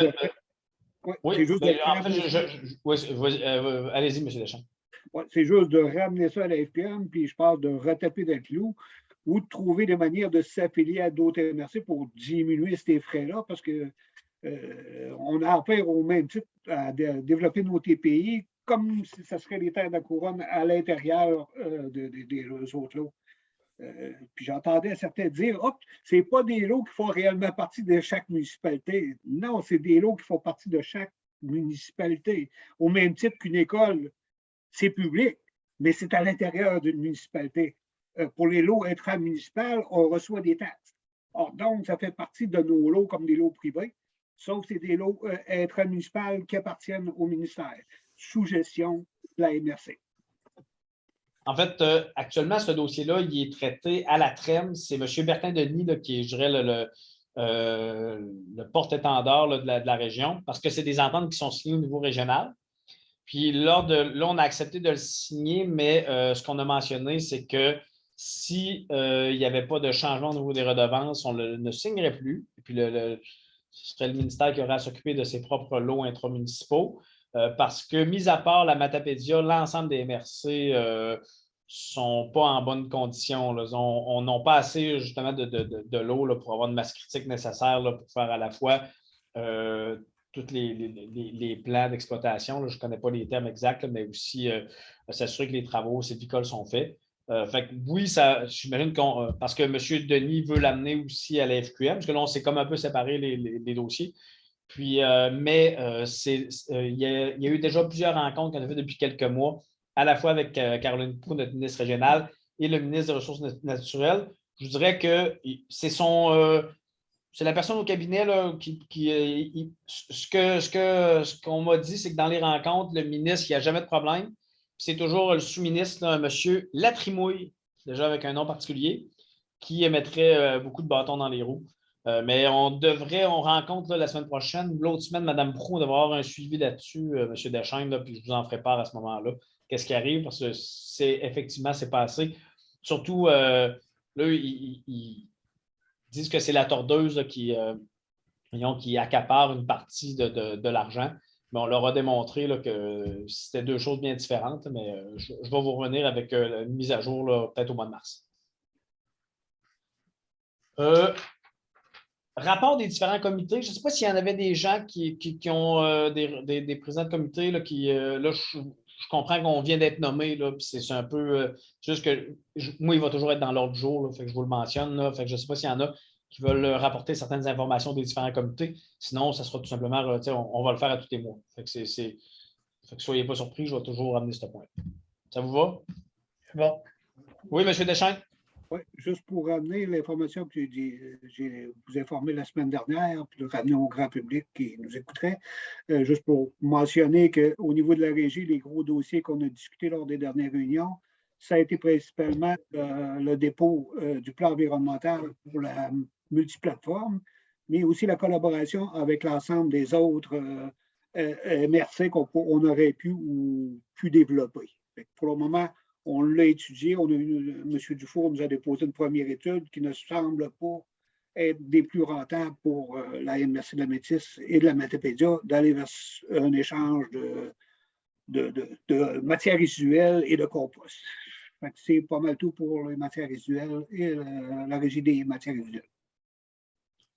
On voit que l'un des autres représentants, M. Soucy, est d'accord avec son sourire, là, avec vos propos, M. Deschamps. En 11, nomination au conseil d'administration du CLAC. Donc, Mme Boivin nous avait mentionné qu'il y avait un siège qui était réservé pour un élu, mairesse dans la Métis. Et puis, personne n'était nécessairement, avait nécessairement fait part de son intérêt. Sur M. Larrivée, qui, dans les dernières semaines, est arrivé avec son intérêt. Avec M. Larrivée, si vous voulez, je ne sais pas si vous voulez dire un mot, sinon on peut aller directement au vote. C'est à votre discrétion. J'en fais la proposition de M. Larrivée. Parfait. Donc, j'ai un appui de M. Véraud. Ça vous va comme ça, M. Larrivée? Ou là, vous cherchez le mute, là? Oui, ça va très bien. Oui, c'est bien correct parce que je trouve que c'est ça. C'est vu que je suis maire de Grand Métis, puis en même temps, je commence à connaître pas mal M. Rieffert. Ça fait que c'est vraiment intéressant de faire partie de l'organisme. On vous félicite. Merci. En 12, demande d'équipement soumis. Oui, dans le fond, c'est que vous savez que c'est la ville de Montjoly. Non, excusez, je reprends. C'est le service incendie de la ville de Montjoly qui dispense les services au niveau du SUMI. Les équipements appartiennent à la MRC, avaient été subventionnés aussi. Au niveau du budget de la MRC, la partie sécurité civile, c'est une de ces parties. Vous mettez, dans le fond, vous investissez un minimum là, pour certains achats d'équipements qui peuvent suivre. Si, je sais qu'on a une petite liste, mais je pense que vous l'avez déjà regardé, là, je vous dirais. On parlait de sangle, une scie à chaîne, pelle à neige, une hache, puis Spot X, ça, c'est un abonnement là, au niveau pour les GPS. Donc, c'était une demande de 1475,25 qui est demandée par le service incendie, dans le fond, pour c'est des équipements qui manquent, qui n'ont pas été achetés dans le temps, là, mais là, finalement, le besoin serait là. Et on a la demande justement du service incendie là, pour de permettre ces achats-là. C'est au budget, vous l'avez voté au mois de novembre, mais c'est quand même vous qui décidez si on bonifie les équipements ou pas. Madame Michaud. Oui, bien, je suis d'accord. Je le proposerai d'ailleurs, mais j'aimerais aussi que ce soit écrit dans le procès-verbal que les auteurs, on attend toujours la prochaine subvention, puis on ne veut pas être oublié, nous non plus, pour le SUMI. Mais Madame Michaud, ce n'est pas une subvention, ça, c'est comme on vous le mentionnait la semaine dernière, si par exemple les auteurs ont des besoins, elle peut en faire part au service incendie de la ville de Montjoly qui peut l'incorporer parce que ce n'est pas nous qui avons le SUMI, c'est le service incendie de la ville de Montjoly qui est responsable de ça. C'est ça, c'est une délégation. Là. Fait que nous, on fait juste accepter ou pas les dépenses. Oui, je suis d'accord avec les dépenses, mais je me souviens qu'on avait parlé à un moment donné en réunion. Oui. Je veux juste qu'on ne soit pas oublié parce qu'on le sait que les hauteurs Montjoly, les hauts pays, c'est loin. Donc, c'est juste ça. Parfait. On Merci. en prend bonne note. Est-ce que j'ai une proposition pour la demande? Ah, c'était une proposition, Mme Michaud? Parce que oui, parfait. J'ai un appui de M. Deschamps. Non, c'était un... Question. Oui, allez-y. Juste pour valider, est-ce qu'à un moment donné, on a des rapports d'activité au niveau du service d'incendie? Au niveau du SUMI, je ne sais pas si ça serait possible d'avoir un léger rapport annuellement. C'est quoi les interventions qu'on a eues durant l'année? Est-ce qu'on a respecté les délais d'intervention tels quels? Je sais qu'il n'y a pas longtemps, je pense à les fêtes ou à la période des fêtes, on a eu une intervention ici sur les côtes de Roche à Saint-Angèle. sauf qu'on n'a pas de détails au niveau de l'intervention. Si ça a bien été, on dit souvent que ça se passe souvent les interventions dans les hauts plateaux, mais on avait un autre exemple là-dessus. C'est juste pour savoir, est-ce qu'à un moment donné, on réussit quand même à intervenir dans des délais raisonnables? Ben, je suis convaincu que oui, madame. Peut-être pour compléter, M. Deschênes, je pense que vous savez, on a comme délégué à la ville. Bon, là, je vais dire la ville, mais on a délégué au niveau du service incendie.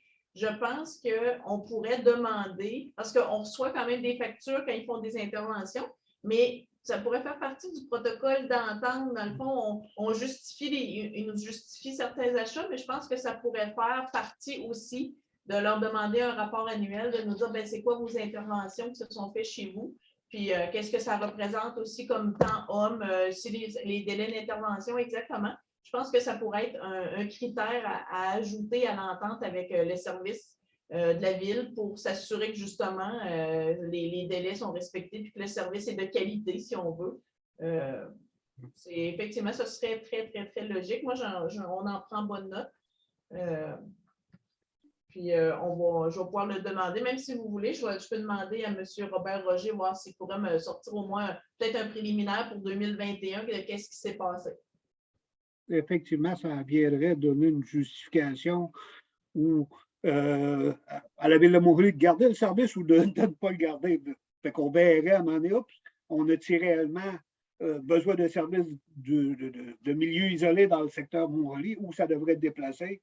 La question elle reste toute pleine, puis peut-être ça répondrait à certaines de ces questions-là, soit d'un bord ou de l'autre. Parfait. Moi, je vais demander le rapport à M. Robert Roger là, pour 2021, puis je vais pouvoir vous le soumettre. C'est sûr que je n'ai pas le chiffre, mais je vais pouvoir vous dire au moins combien ça a coûté le SUMI pour 2021. Ça, c'est quelque chose que je pourrais vous donner. Donc, avec le rapport de M. Roger, je vous donnerai combien la MRC a versé au niveau du service incendie pour ce service-là. Vous aurez le rapport complet, là, coût versus les normes d'intervention et tout ça. Excellent. Madame Laflamme, vous regardez le FA Gauthier, là, c'est correct qu'il est starlé. Non, je ne le vois pas, il est en arrière de moi. C'est ça, pour moi, il y a encore un bris, il a l'air starlé, il ne bouge pas depuis tantôt. Il est pris dans la glace. Moi, en fait, c'est juste parce que Bruno, tu l'as sûrement déjà vu, là, le rapport que le service incendie de presse fait qui fournit aux municipalités. C'est intéressant. Puis c'est intéressant aussi pour tout le monde. Là, les gens ont y accès, puis ça donne l'information à tout le monde, ils comprennent où vont le sous. Fait que je pense que ça serait vraiment bénéfique. Tout à fait. Je pense pas qu'il y ait de problème. Oui, c'est ça. Puis éventuellement, il sera carrément dans le protocole d'entente. Ça nous prend quand même une seule. Je me prends quand même que c'est M. Deschênes qui a... non, je ne sais pas, M. Deschênes qui a appuyé? Oui, merci. Donc, c'est Mme Michaud appuie de M. Deschênes. En E, A, révision du plan régional de développement du territoire public, volet récréotouristique, PRDTP, par le MERN-suivi. Oh, Martine? C'est marqué M. Paradis fait le suivi sur mon ordre niveau à moi. En fait, M. Paradis, c'était tout simplement d'expliquer au maire qu'il y aurait un suivi. Là, ah oui, c'est beau, Gégine. Je viens d'allumer. C'est moi qui ai fait rajouter ce point-là. Oui, c'est bon. Parfait. En fait, c'est qu'à la vue des discussions qu'on a eues l'autre jour, là, quand Mme Caron est venue, je pense qu'il y avait beaucoup d'intérêt. C'est un dossier. En fait, tous les dossiers entourant l'aménagement du territoire, on a vu que ça a suscité quand même pas mal de discussions. Fait que je voulais juste vous mentionner que, si possible en présentiel, on regardera là, pour se donner peut-être un 3 heures là, pour que vous puissiez vraiment, qu'on puisse en discuter en profondeur, que des gens puissent amener des questions ou leur opinion. Parce que l'autre jour, on a eu l'impression qu'en 1 heure, on n'avait pas vraiment pris le temps de répondre convenablement. Puis comme on avait quand même d'autres points, il a fallu faire court. Donc, c'est juste pour vous mentionner qu'on le garde à l'esprit, puis que dans les prochaines semaines, là, peut-être au mois de mars, peut-être vous mentionner ça arriverait quand, mais qu'on se donnera un moment. Puis juste une soirée, peut-être juste sur ce dossier-là, là, ou est-ce que ça sera, par exemple, on fait venir au mois d'avril, en fin d'après-midi, en mangeant. Je ne sais pas quelle forme ça va prendre, mais quand j'ai vu l'effervescence des discussions, je me suis dit que ça valait quand même la peine qu'on prenne un moment peut-être plus en longueur là, pour en discuter entre nous. Je ne sais pas si vous étiez d'accord avec ça. Parfait. C'est bon. Excellent. M. Paradis, c'est bon. Là, le prochain point, tu ne vas pas que c'est moi. Là. C'est moi. Gestionnaire en formation incendie. Ah, oui, excusez. Madame Mario.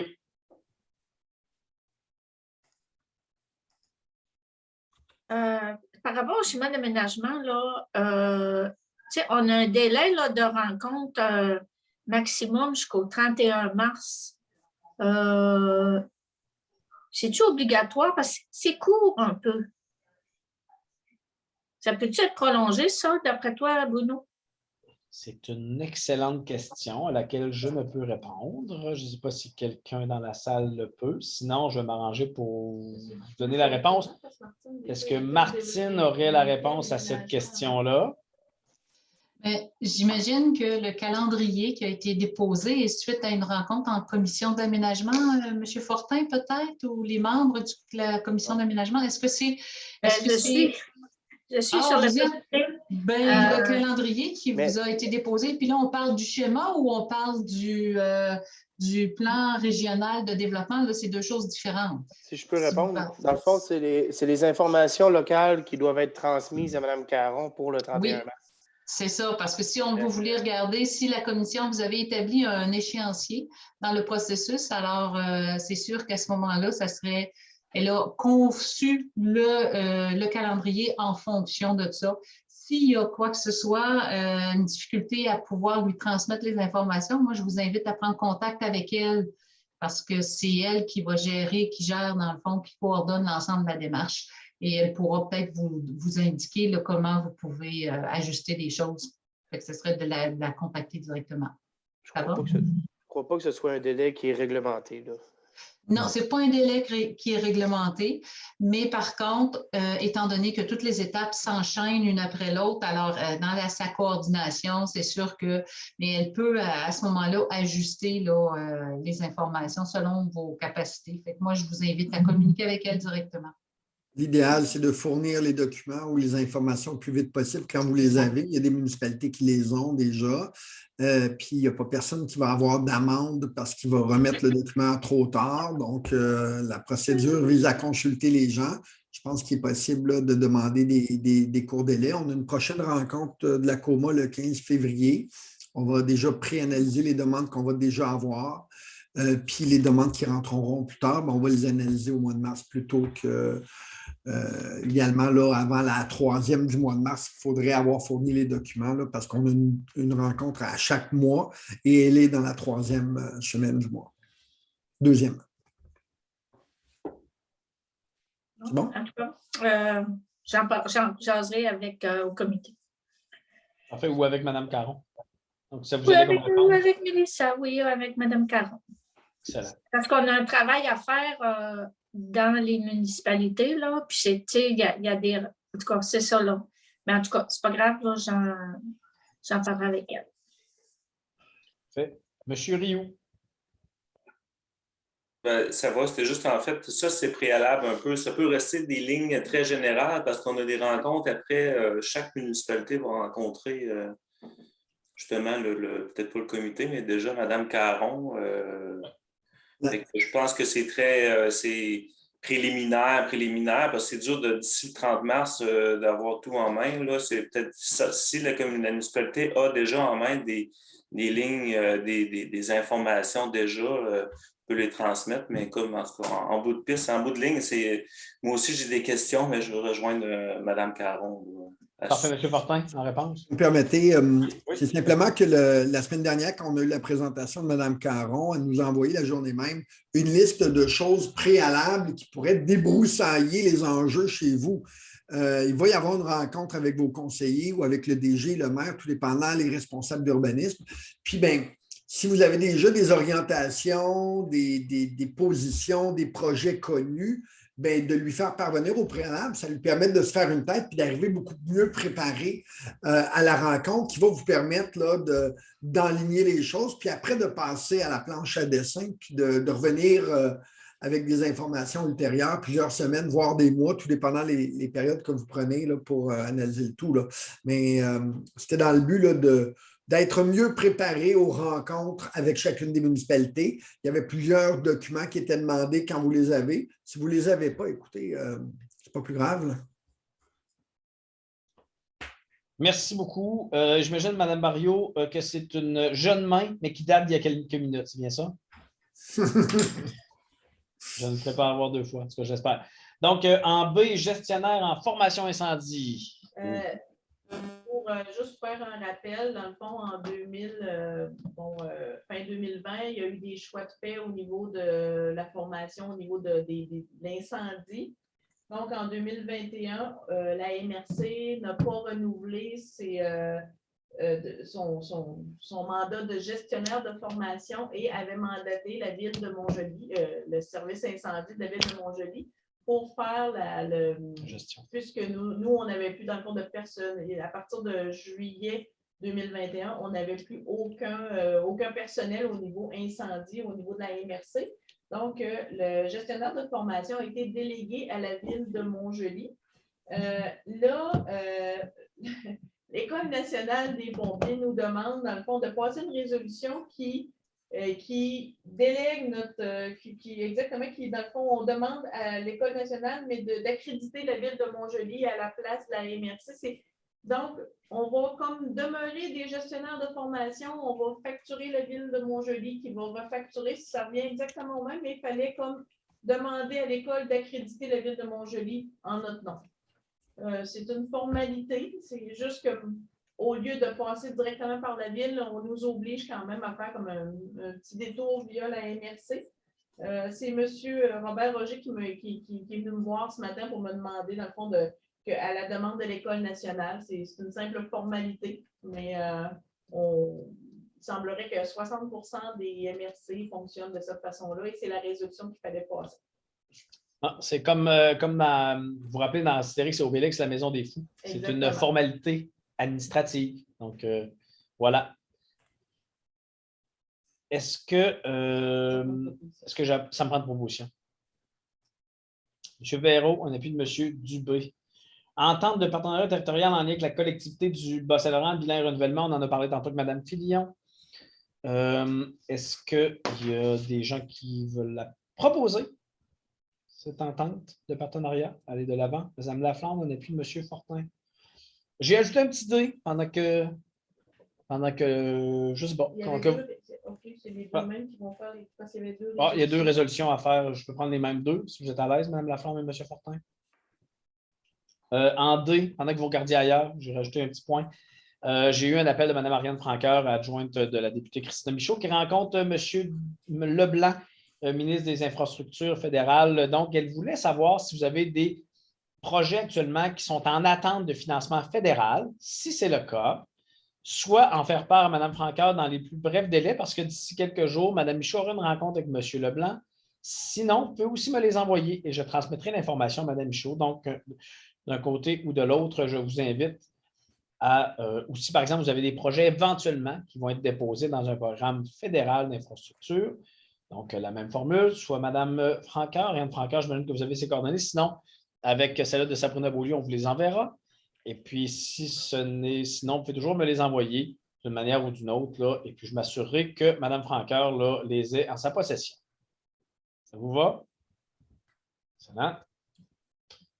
En 13, Fonds, région et ruralité, volet 2, adoption du plan stratégique de développement 2020-2022. Madame Caron, je vous cherche à Oui, alors, c'est ça. Donc, je vous avais déjà expliqué là, que c'est un processus qu'on doit déposer sur nos priorités 2022 à chaque année, en fait, avec l'entente qu'on a pour le FRR. Écoutez, je vais en faire quand même une présentation. Donc, c'est aussi un document qui est public, qui va être affiché là, sur le site Internet. Je vais partager avec vous là, mon écran pour présenter. Donc,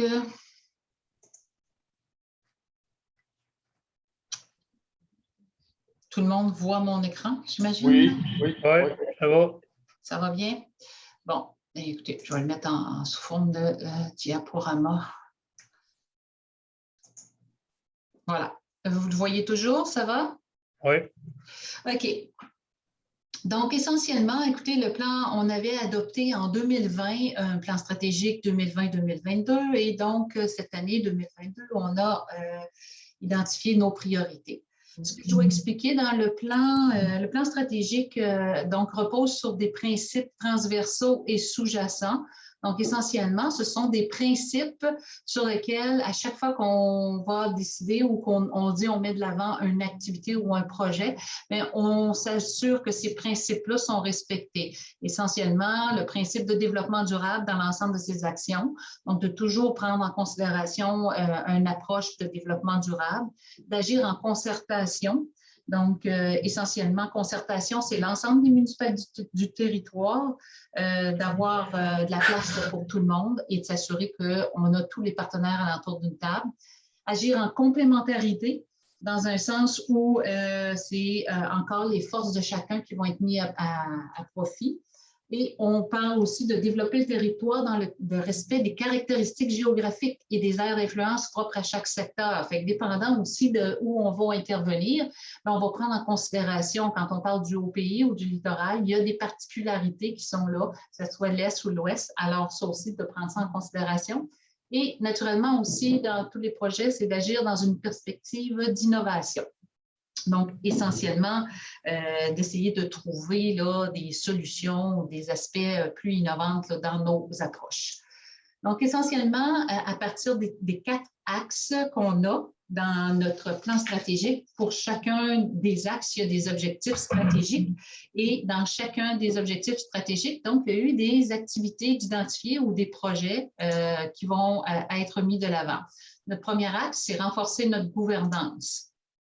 Donc, dans l'objectif stratégique de favoriser la collaboration et concertation de la MRC dans un esprit de cohésion régionale, ce qu'on va mettre de l'avant en 2022, bien, il y a une campagne de communication pour les grands projets. Donc, on va essayer de porter une attention particulière là, pour davantage diffuser les grands projets qui sont portés au niveau de la MRC. On veut faire une migration numérique du bulletin d'information. Éventuellement, là, ça fait quelques années qu'on travaille dessus, mais on est en train là, de finaliser, de mettre la touche finale, la création de rapports annuels de MRC, consolider naturellement aussi notre service de génie et de travailler sur notre étude d'impact, telle que M. Deschênes en parlait un petit peu plus tôt, là, pour une multiplateforme. On a notre deuxième objectif dans cet axe-là, c'est d'assurer la relève et le développement des compétences auprès des municipalités. Donc, comme vous le savez, il y a le programme de soutien aux directions générales des municipalités. On est toujours en attente là, de retour pour voir si on va avoir la subvention, mais c'est un programme qu'on aimerait déployer. L'étude de faisabilité au niveau du service de gestion animalière. Et on va débuter aussi la mise en œuvre là, du volet du chantier 3 dans notre projet, là, la métisse à l'ère du numérique, qui touche plus précisément les municipalités. Donc, tranquillement, pas vite, on avance dans cet aspect-là. Et aussi, on travaille de plus en plus, plusieurs des municipalités, présentement, c'est 13 sur 16, ont donc entrepris des démarches pour avoir une ressource en vitalisation. Et là, on est en train de mettre en place une table pour justement accompagner vos ressources en vitalisation. Troisième objectif, favoriser la démocratie participative, particulièrement chez les jeunes et les femmes. Alors, 2 volets plus particuliers dans ce dossier-là, c'est entre autres la mise en place de la table jeunesse qui va se faire en 2022 et toute la coordination aussi au niveau des différents comités de la MRC. Donc, vous avez été nommés et tout. Donc, les employés donc, travaillent de part et d'autre pour la coordination des comités. Le dernier objectif spécifique, c'est assurer un arrimage entre les différentes planifications stratégiques de la MRC. Donc, on sait bien que 2022, un gros projet là, sur naturellement la révision du schéma d'aménagement. Vous avez commencé. Donc, ça va quand même nécessiter là, plusieurs rencontres et ressources. Et aussi la mise à jour du plan de développement de la zone agricole. Donc, c'est nos 2 planifications. Et on va maintenant dans l'axe 2, qui est de développer et promouvoir notre potentiel attractif. Essentiellement, le premier objectif, c'est affirmer et renforcer notre histoire et identité culturelle, donc ce qui nous distingue.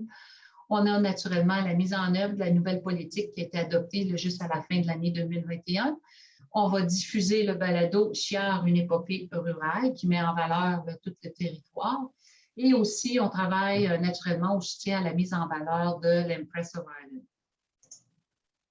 Deuxième objectif stratégique, coordonner et mettre en œuvre une stratégie d'attraction ciblant autant les familles, les travailleurs, les entreprises et les touristes.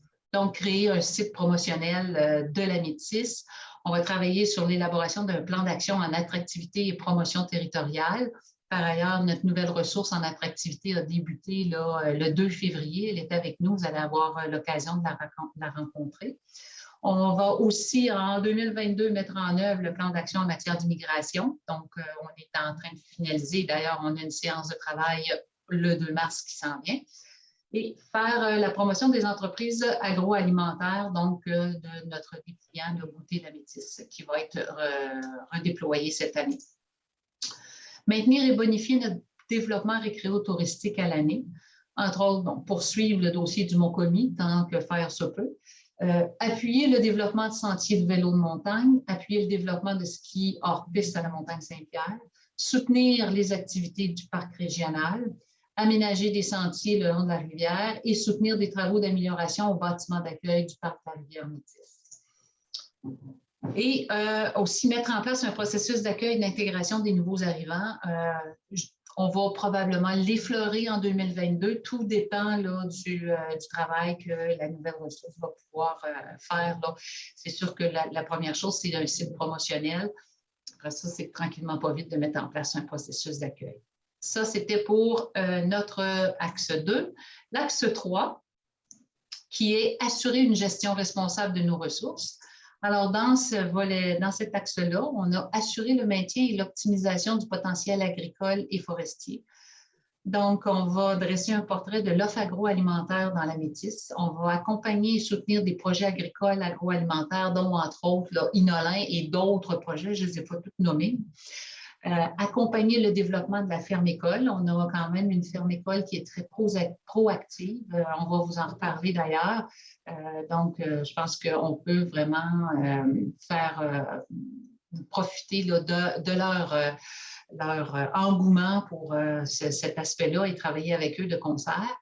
Mettre en œuvre le plan de développement de la zone agricole et participer à des projets régionaux, dont, entre autres, vous avez tantôt, on a eu la présentation Travail de rang, filière PFNL et aussi Artère. Deuxième objectif, c'est protéger et mettre en valeur les paysages, le patrimoine et les milieux naturels. Donc, dans ce volet-là, on devrait déposer et mettre en œuvre le plan régional des milieux humides et hydriques et mettre en œuvre aussi notre programme de patrimoine immobilier.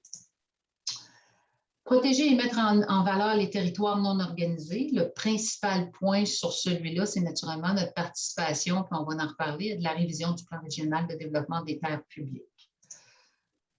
Dans l'objectif de favoriser la mise en place de l'économie circulaire, bien, écoutez, on est en train d'explorer les avenues de participation au projet FavRégion. On va pouvoir vous en parler là, éventuellement. Là, il y a une première rencontre qui se fait avec l'ensemble des MRC, mais on veut les déployer sur le territoire.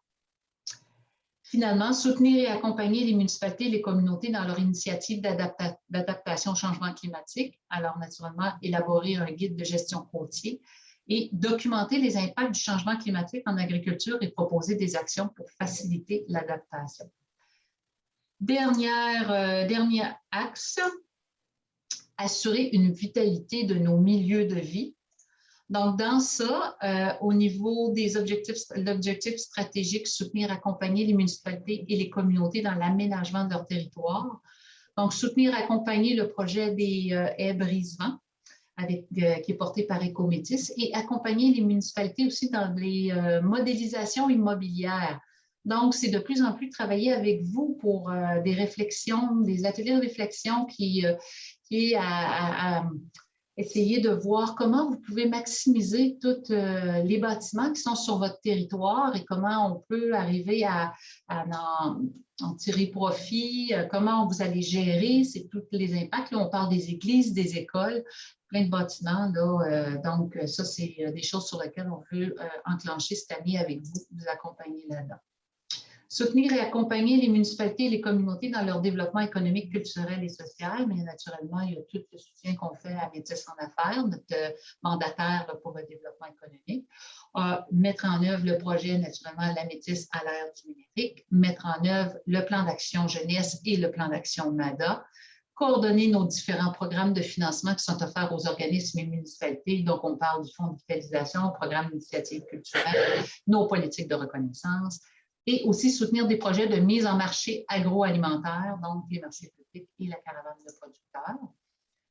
Favoriser la concertation et la mise en commun dans le maintien et le développement des services de proximité. Donc, essentiellement, une action particulière sur laquelle on veut travailler cette année, c'est de travailler de concerter nos 3 marchés publics, le Sainte-Luce, la Métis, Saint-Gabriel et la caravane pour une mise en commun des ressources. Essayer de voir comment on peut mieux travailler ensemble et réaliser un portrait diagnostique sur la saine alimentation dans la Métis. 4e objectif stratégique, soutenir l'offre et la mise en commun d'offres d'activités favorisant la vie communautaire, culturelle et sociale. Donc, il y a tout un programme d'activités, d'ateliers culturels qui vont être mis en place. Il y a des activités numériques dans les bibliothèques qui vont être mises en place, des activités d'animation culturelle dans les écoles, organismes communautaires et les résidences privées pour les aînés. Et il y a le développement de trousses de lecture aussi pour les 30 jours. Et le dernier objectif stratégique, optimiser les modes de transport des personnes et marchandises sur notre territoire. Donc, on va participer au développement de l'Ob de l'Est en transport. On consolide et améliore les services du TAC. Et on va participer aussi à la mise en place d'une régie intermunicipale de transport collectif avec le Bas-Saint-Laurent. Alors, c'est principalement là, ce que contient notre stratégie et nos priorités pour 2022. Gros, je pense qu'on a beaucoup de choses sur notre planche de travail. Questions, commentaires? Sinon, j'aurai besoin d'une proposition pour l'adoption. M. Valcourt, M. Bélanger, j'essaie de pogner tout le monde. M. Deschamps, vous avez un commentaire? Question? Oui. Juste un commentaire. J'aurais aimé voir ça dans cette section-là. Maintenir et bonifier notre développement récro-touristique à l'année pour les événements que différentes municipalités organisent sur le territoire. J'aurais aimé avoir vu quelque chose à ce niveau-là. Je ne sais pas si on peut le retravailler ou le travailler durant l'année ou pour une autre année, mais ça fait plusieurs années que j'en parle. Je pense qu'on ne développe pas au niveau de l'encouragement à ce qu'une municipalité fasse des activités sur son territoire, événements et festivités et compagnie. En fait, si je ne me trompe pas, Martine, en fait, on fait juste, il faut déposer quelque chose, une obligation, puis on s'était dit qu'on allait leur travailler, là, vu qu'on est une nouvelle mouture, parce que de toute façon, on s'enligne vers un nouveau cycle. C'est bien ça? Mais on en prend bonne note avec un marqueur gras souligné, M. Deschamps. Merci. C'est vrai que ça fait plusieurs fois qu'on en parle, donc on va s'assurer que ça soit bien noté. Donc, c'est fait, j'avais eu ma... Oui, Mme Barriot? 2 petites questions. Peut-être que ça rentre dans un objectif, là, mais je voudrais savoir si la participation de la MRC à la route des Monts-Notre-Dame, c'est toujours inclus. Première question. Deuxième question, j'aurais souhaité que la MRC de la Métis s'inscrive dans Québec maritime. Je pense que c'est comme ça que ça s'appelle, si je me souviens bien. Oui, tout à fait. Oui.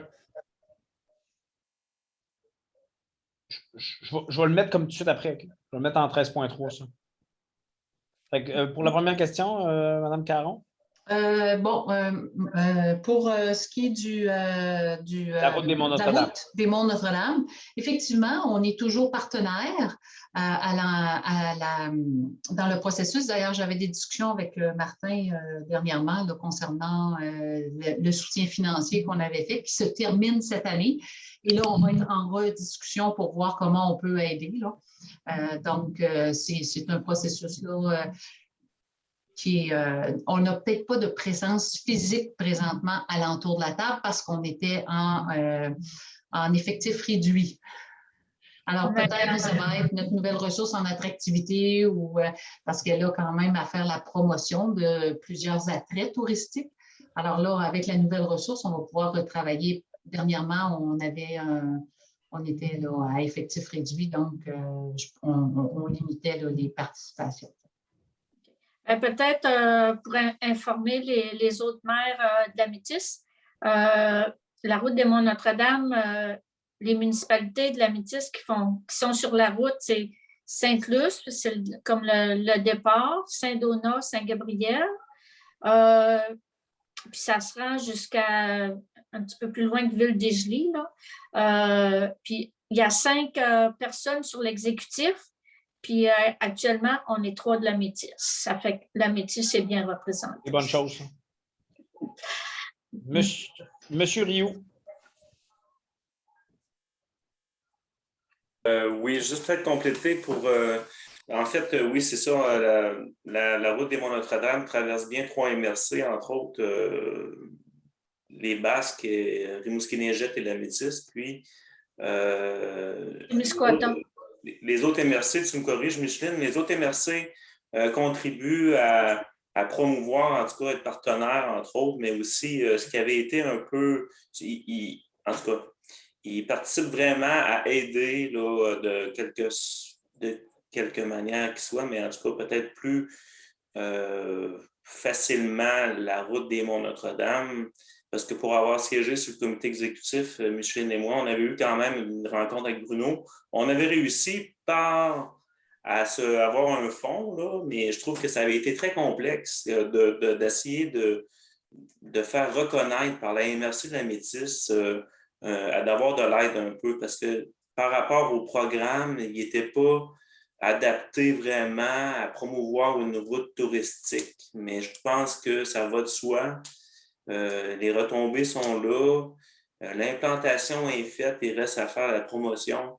Puis on parle qu'elle traverse quand même plusieurs villages, mais la rétention que ça peut avoir dans les autres municipalités, dans la ville de Montjoly, dans les autres villages autour, c'est un peu, c'est ça, ça va de soi. Fait que moi aussi, j'appuie la demande de Micheline. Là. Je trouve que c'est des premiers pas, puis la route, c'est bien parti, puis ça se poursuit, mais il faut l'encourager. Là, je vais vous ramener quand même là, au point qui est l'adoption du plan stratégique. Si vous voulez éventuellement qu'on retraite ce point-là, on peut le ramener éventuellement, mais je ne pense pas qu'on va prendre à brûle pour point des décisions comme ça sans. Je ne suis pas contre le point en tant que tel, là, mais on pourrait peut-être s'assurer dans les prochaines rencontres d'avoir vraiment un point sur la route des Monts-Notre-Dame. On pourrait demander à ce que quelqu'un vienne en faire une présentation ou du moins avoir un document expliquant les tenants et aboutissants, parce que ce n'est pas tout le monde qui est au même niveau là, pour ce qui est de la route. Je pense que ce serait quand même intéressant que les gens soient conscients là, de cette nouvelle route touristique qui prend effectivement de plus en plus d'ampleur, principalement chez les motocyclistes, parce que c'est quand même plus intéressant de faire de la moto là, sur la route des Monts-Notre-Dame que sur le bord du fleuve. Je n'ai rien contre le bord du fleuve, mais disons que c'est où on voit la mer, mais pour mes amis qui font de la moto, ils disent que le dénivelé et les croches, c'est plus intéressant là, pour des gens en moto. Fait que je sais... Bruno, j'ai compris suite à l'intervention de Martine que dans le plan stratégique qui finit en 2022, la participation de la MRC est là. Fait qu'on en discutera pour le prochain. Parfait. Monsieur Deschênes, est-ce qu'on revient vers l'adoption du plan stratégique ou on veut reparler? Là, je vous sens coquin un peu. J'ai l'impression que vous allez parler encore de la route des Monts-Notre-Dame. C'est correct que je vous laisse ouvrir votre micro, je vous laisse 30 secondes. Ce n'est pas pour faire de demandes supplémentaires, c'est juste pour donner de l'information supplémentaire aux autres maires, à nos confrères qui nous entourent.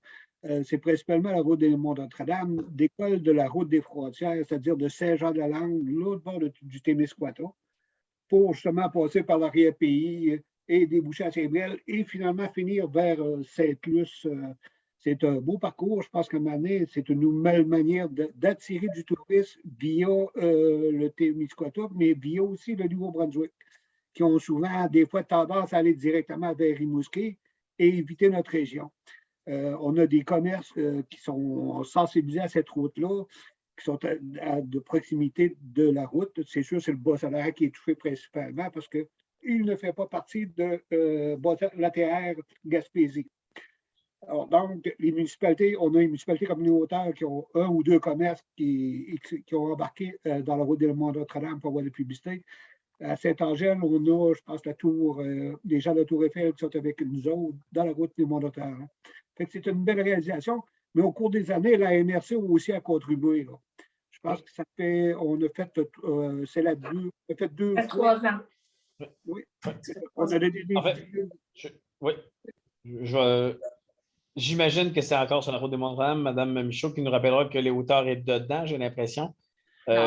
Non? C'est une proposition pour le plan. Merci beaucoup, Mme Michaud. C'est très apprécié. Est-ce que j'ai un appui au niveau du plan stratégique de développement, Mme Banville? Merci. En 13.2, volet 3, signature, innovation, recommandation du comité directeur. C'est Mme Caron encore qui prend le crachoir, si ma mémoire est bonne. Oui, alors, c'est dans le fond un avis d'inscription pour le comité directeur. C'est le comité qui supervise le déploiement là, de notre projet, la Métis à l'ère du numérique. Et à chaque année, donc pour 2021, il y avait Métis Lab, l'organisme Métis Lab, qui avait déposé une demande de financement, puis qui est notre partenaire principal pour la mise en œuvre du projet. Il dépose toujours une demande au comité directeur. Le comité directeur a donc pris connaissance du dossier, du plan d'action et du budget pour l'année 2022 et en fait une recommandation au Conseil des maires. Pour l'année 2022, donc, c'est un budget de 289 360 qui va être pris à même, naturellement, notre enveloppe là, du volet 3 pour la réalisation des activités. Dans la rencontre qu'on a eue d'ailleurs au niveau du comité directeur, il y a une recommandation là, pour qu'éventuellement Métis Lab puisse venir vous faire une présentation de l'ensemble des activités qui vont se tenir en 2022. Parce que je vous rappelle que dans le fond, on a débuté les activités de façon très sommaire en 2021. Mais là, 2022, on part en grande. Le Château Landry va devenir aussi une plaque névralgique là, dans tout le déploiement de cette démarche-là. Donc, ce sera éventuellement là, des gens de Métis Lab qui viendront vous présenter le plan d'action. Mais pour l'instant, dans le processus, si on veut, là, il y a une recommandation du comité directeur d'adopter le plan d'action 2022 avec le budget associé. Je ne sais pas si M. Véraud voulait ajouter quelque chose. Moi, j'ai vu à son sourire que M. Soucy était d'accord avec ça. Donc, est-ce que j'ai une proposition pour M. Larrivée? Est-ce que j'ai un appui? Je vais prendre le doigt de M. Dompierre là, sur l'oreille comme un appui, histoire de l'inscrire sur le PV. Qu'est-ce que vous en pensez, M. Dompierre? Je vais essayer d'avoir tout le monde. Je me cherche une liste, puis je coche pour avoir tout mon monde à la fin de la journée. Défi personnel. OK. Donc, on serait à 14 demandes de soutien au développement agroalimentaire. On en a parlé tantôt avec M. Ferté. Je pense que ce n'est pas nécessaire d'en parler plus longuement. C'est une proposition de M. Fortin. Non, c'était M. Deschaines. Ah oui, excusez-moi, c'était M. Deschaines, appuyé de... On les avait pris en note tantôt? Oui, M. Fortin. M. Fortin, parfait. Excellent. En 15, Cégep de Rimouski demande d'appui pour formation technique en inhalothérapie. Donc, le Cégep de Rimouski voudrait offrir cette formation-là. Il demande des lettres d'appui un peu partout sur le territoire. Je pense qu'on peut seulement être controverti. C'est une proposition, Mme Barriot? C'est une... Oui, je veux le proposer, puis je peux dire que c'est vraiment un besoin. C'est un corps d'emploi qui n'a vraiment pas beaucoup de formation au Québec. Il n'y a pas beaucoup d'endroits que la formation se donne. Puis, il n'y a aucun cégep ni dans le Bas-Saint-Laurent, Gaspésie qui donne la formation. Ça fait que ça serait vraiment un plus là, pour l'établissement de santé. Parfait. Donc, c'est une proposition de Mme Barriot, un appui de M. Pelletier. C'est bien ça? Oui. Parfait. Donc, projet éolien Lac-Alfred, 16 points suivis. Veux-tu quelque chose? Écoutez, juste vous dire que présentement, avec le rapport préliminaire au niveau de Lac-Alfred, il est encore déficitaire cette année. L'état financier est parti en vérification. Ça reste à confirmer, mais pour l'instant, on risque il n'y aura pas de redevance cette année, clairement. Et peut-être qu'on va aller gruger le surplus de l'année passée. Ça, c'est pour le Lac-Alfred. niveau de la métisse, c'est le même principe, en positif, même principe, mais le rapport est rendu au niveau de la vérification. Donc, dès qu'il va être vérifié et adopté par vous, on va pouvoir procéder au niveau des redevances. C'est sûr que, comme je vous annonçais, il était quand même un peu moins payant là, que celui d'année passée. Là, le vent était moins présent. Mais celui-là, par contre, jamais avait surplus. Et le dossier rendu en vérification. Donc, ça, c'était pour le 17 en 17.1, c'est bien ça? Exactement. Et en 18, 18.1, 18, en fait, projet lien Bas-Saint-Laurent. Vous vous rappelez, ça fait plusieurs mois qu'on en parle. Là, on est rendu légalement à ce point-là. Donc, il y a un montant de 200 000 de revenus supplémentaires qui est arrivé. On en avait discuté et la recommandation était de l'affecter à la partie que nous devons mettre dans les volets 3 et 4 de vitalisation et signature innovation. Vous vous rappelez que c'était un montant de 437 ou 467 000, je crois, au total qu'il fallait injecter dans ces fonds-là pour pouvoir avoir accès aux sommes qui sont contenues. Et donc, en fait, c'est un petit peu plus que ça, Bruno. Hein, c'est plus près de 700 000 qu'il faut affecter. On a déjà un 200 000 de fait, plus ce qu'on a fait dans les années passées. Ce qui nous reste à faire, c'est un 400 000. Parfait. Donc, et puis la proposition était d'y aller de prendre ce 200 000 $-là. Tant qu'à vous l'envoyer puis vous demandez des codes parts, c'est de le mettre tout de suite sur ce montant-là. Puis par la suite, il va y avoir un comité ad hoc qui va nous arriver avec des propositions là, pour le 200 quelques mille là, qui restera à combler. Fait que si vous êtes toujours d'accord, on irait de l'avant. C'est une proposition de M. Dubé. Un appui de M. Caron. 19, hygiène du milieu suivi, on n'a rien. Je pense qu'on est pas mal rendu à la fin. C'est une proposition pour la levée de l'Assemblée, M. Véro, c'est bien ça? Excellent. Bien, je vous remercie. Je vous souhaite à vous tous une belle soirée. Et puis, au plaisir de se voir en personne dans le mois prochain. Donc, voilà. C'est une bonne soirée à vous tous. Merci encore. Merci. Bonne soirée. Bye. Bye. Bonne soirée. Bonne soirée.